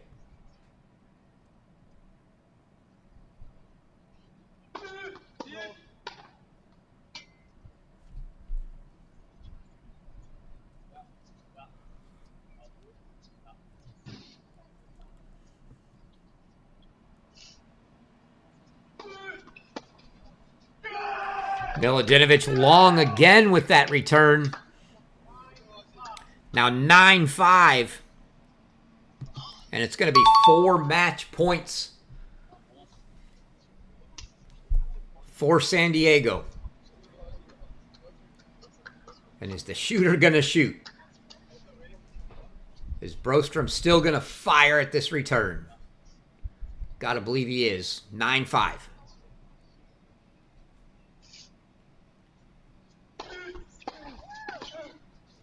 And Tarvit puts it away.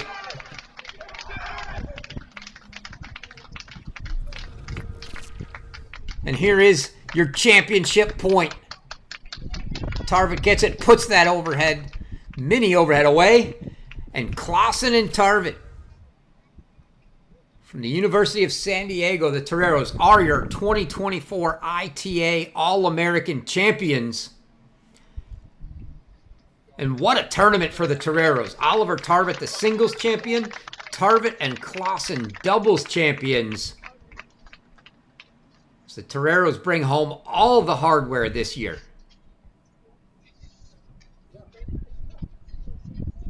As I said, we're going to have an on-court presentation.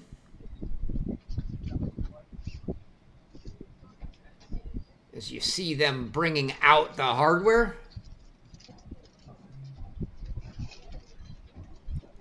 A little tough to tell on video, but I think that's our maybe Cody Johnson, our ITA guru on the men's side.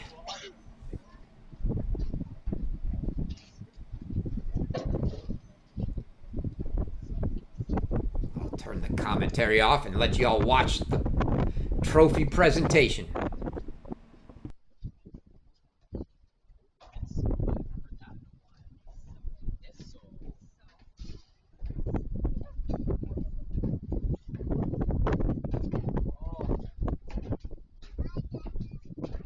Please stick around for a brief trophy ceremony.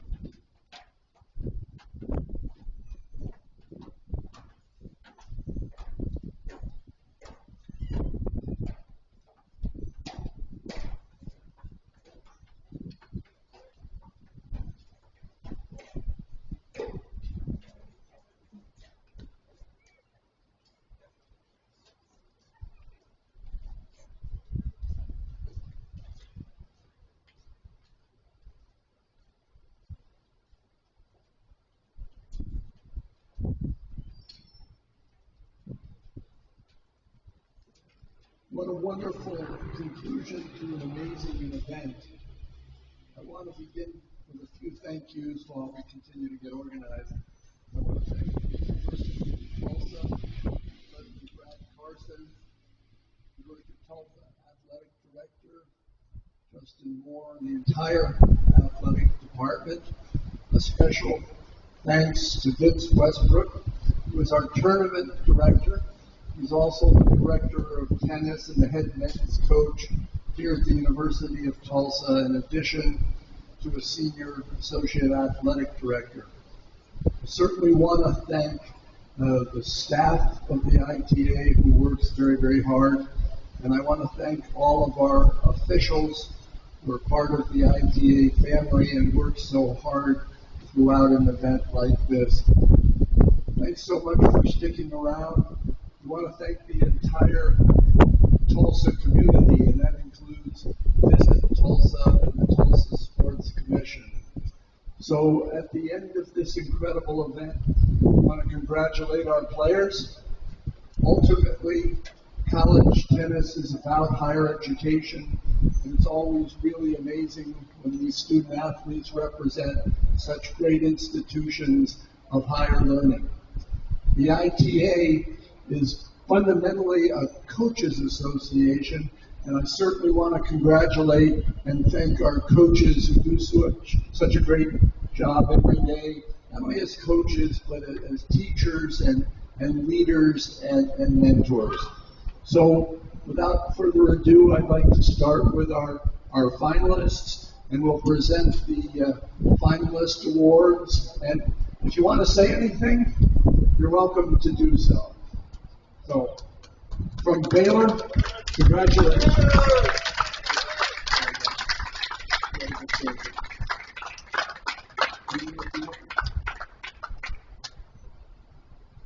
Yeah, first of all, thank you so much for Tulsa University. Great tournament, long tournament. I think we've been here for about 12 weeks now, 12 days. It feels like 12 weeks.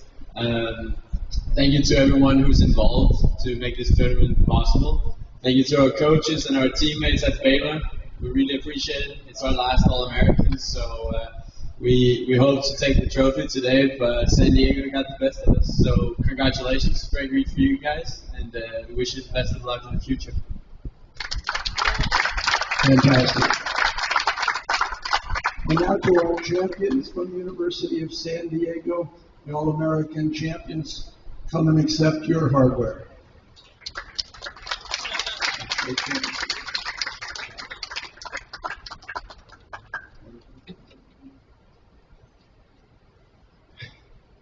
Hello, everyone. I want to thank all the fans today for coming out. Unfortunately, no singles final, but I appreciate you sticking around for the doubles. I want to thank the ITA for putting up an incredible event. It was very long, I think longest for all the admin and all the ITA. And the referees, they were, I think, 2 weeks almost, and I appreciate it. It's not an easy job. There's some conflict sometimes, but I appreciate you guys. I want to thank Funk, our coach, and Ryan and Carlos. Thanks, Funk, for sticking with us this week. I know it's not the easiest, especially with the Ollie. And all the teammates back home, they're in the tournament right now. They're competing their butts off, and all the hard work is going to pay off come season and come May. Finally, I want to congratulate the Baylor Bears. It was an amazing tournament for you guys. We fought off a lot of super breakers, I think, a lot of three-setters. We watched it all. Takes some grit, takes good tennis and good doubles, and you guys showed that today. So we congratulate you as well. Lastly, Ollie, I don't think there's many people that do this, winning singles and doubles. You're just an unreal tennis player and even better guy, and I appreciate you. Thank you. All right, thanks again to everyone, and safe travels to all of you back home. Continue to follow college tennis and the ITA on our social media channels. Enjoy not only the rest of the fall, which will culminate with the NCAA singles and doubles tournament in Waco, Texas in November. And then come the winter, the ITA hosts a number of indoor championships. And then the rest of the spring is the team season. So thanks for being great tennis fans. Enjoy the rest of your Sunday.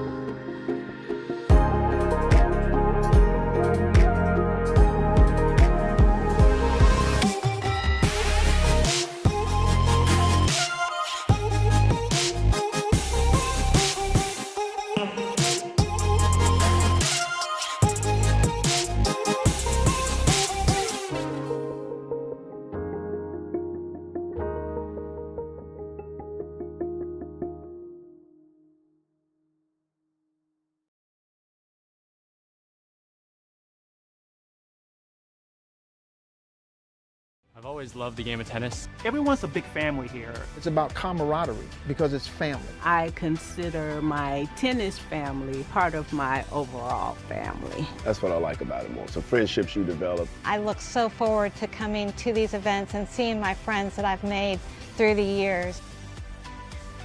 If you love the game, give back to the game. You become the calm in the storm. You can decide how much you want to work and how much you don't want to work. You never stop learning. Every time I work an event, I always learn something. It takes time, it takes experience. Find your niche. We need you, and I think you will find it very rewarding. Get out there, start trying to do it, and see if you like it.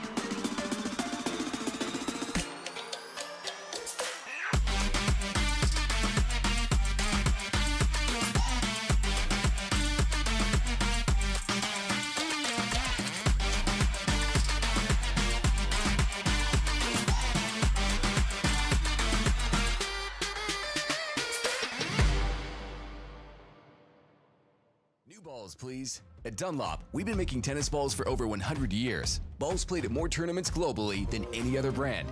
Officially endorsed by the ATP Tour. Performance runs through our DNA. Dunlop, the #1 ball on tour.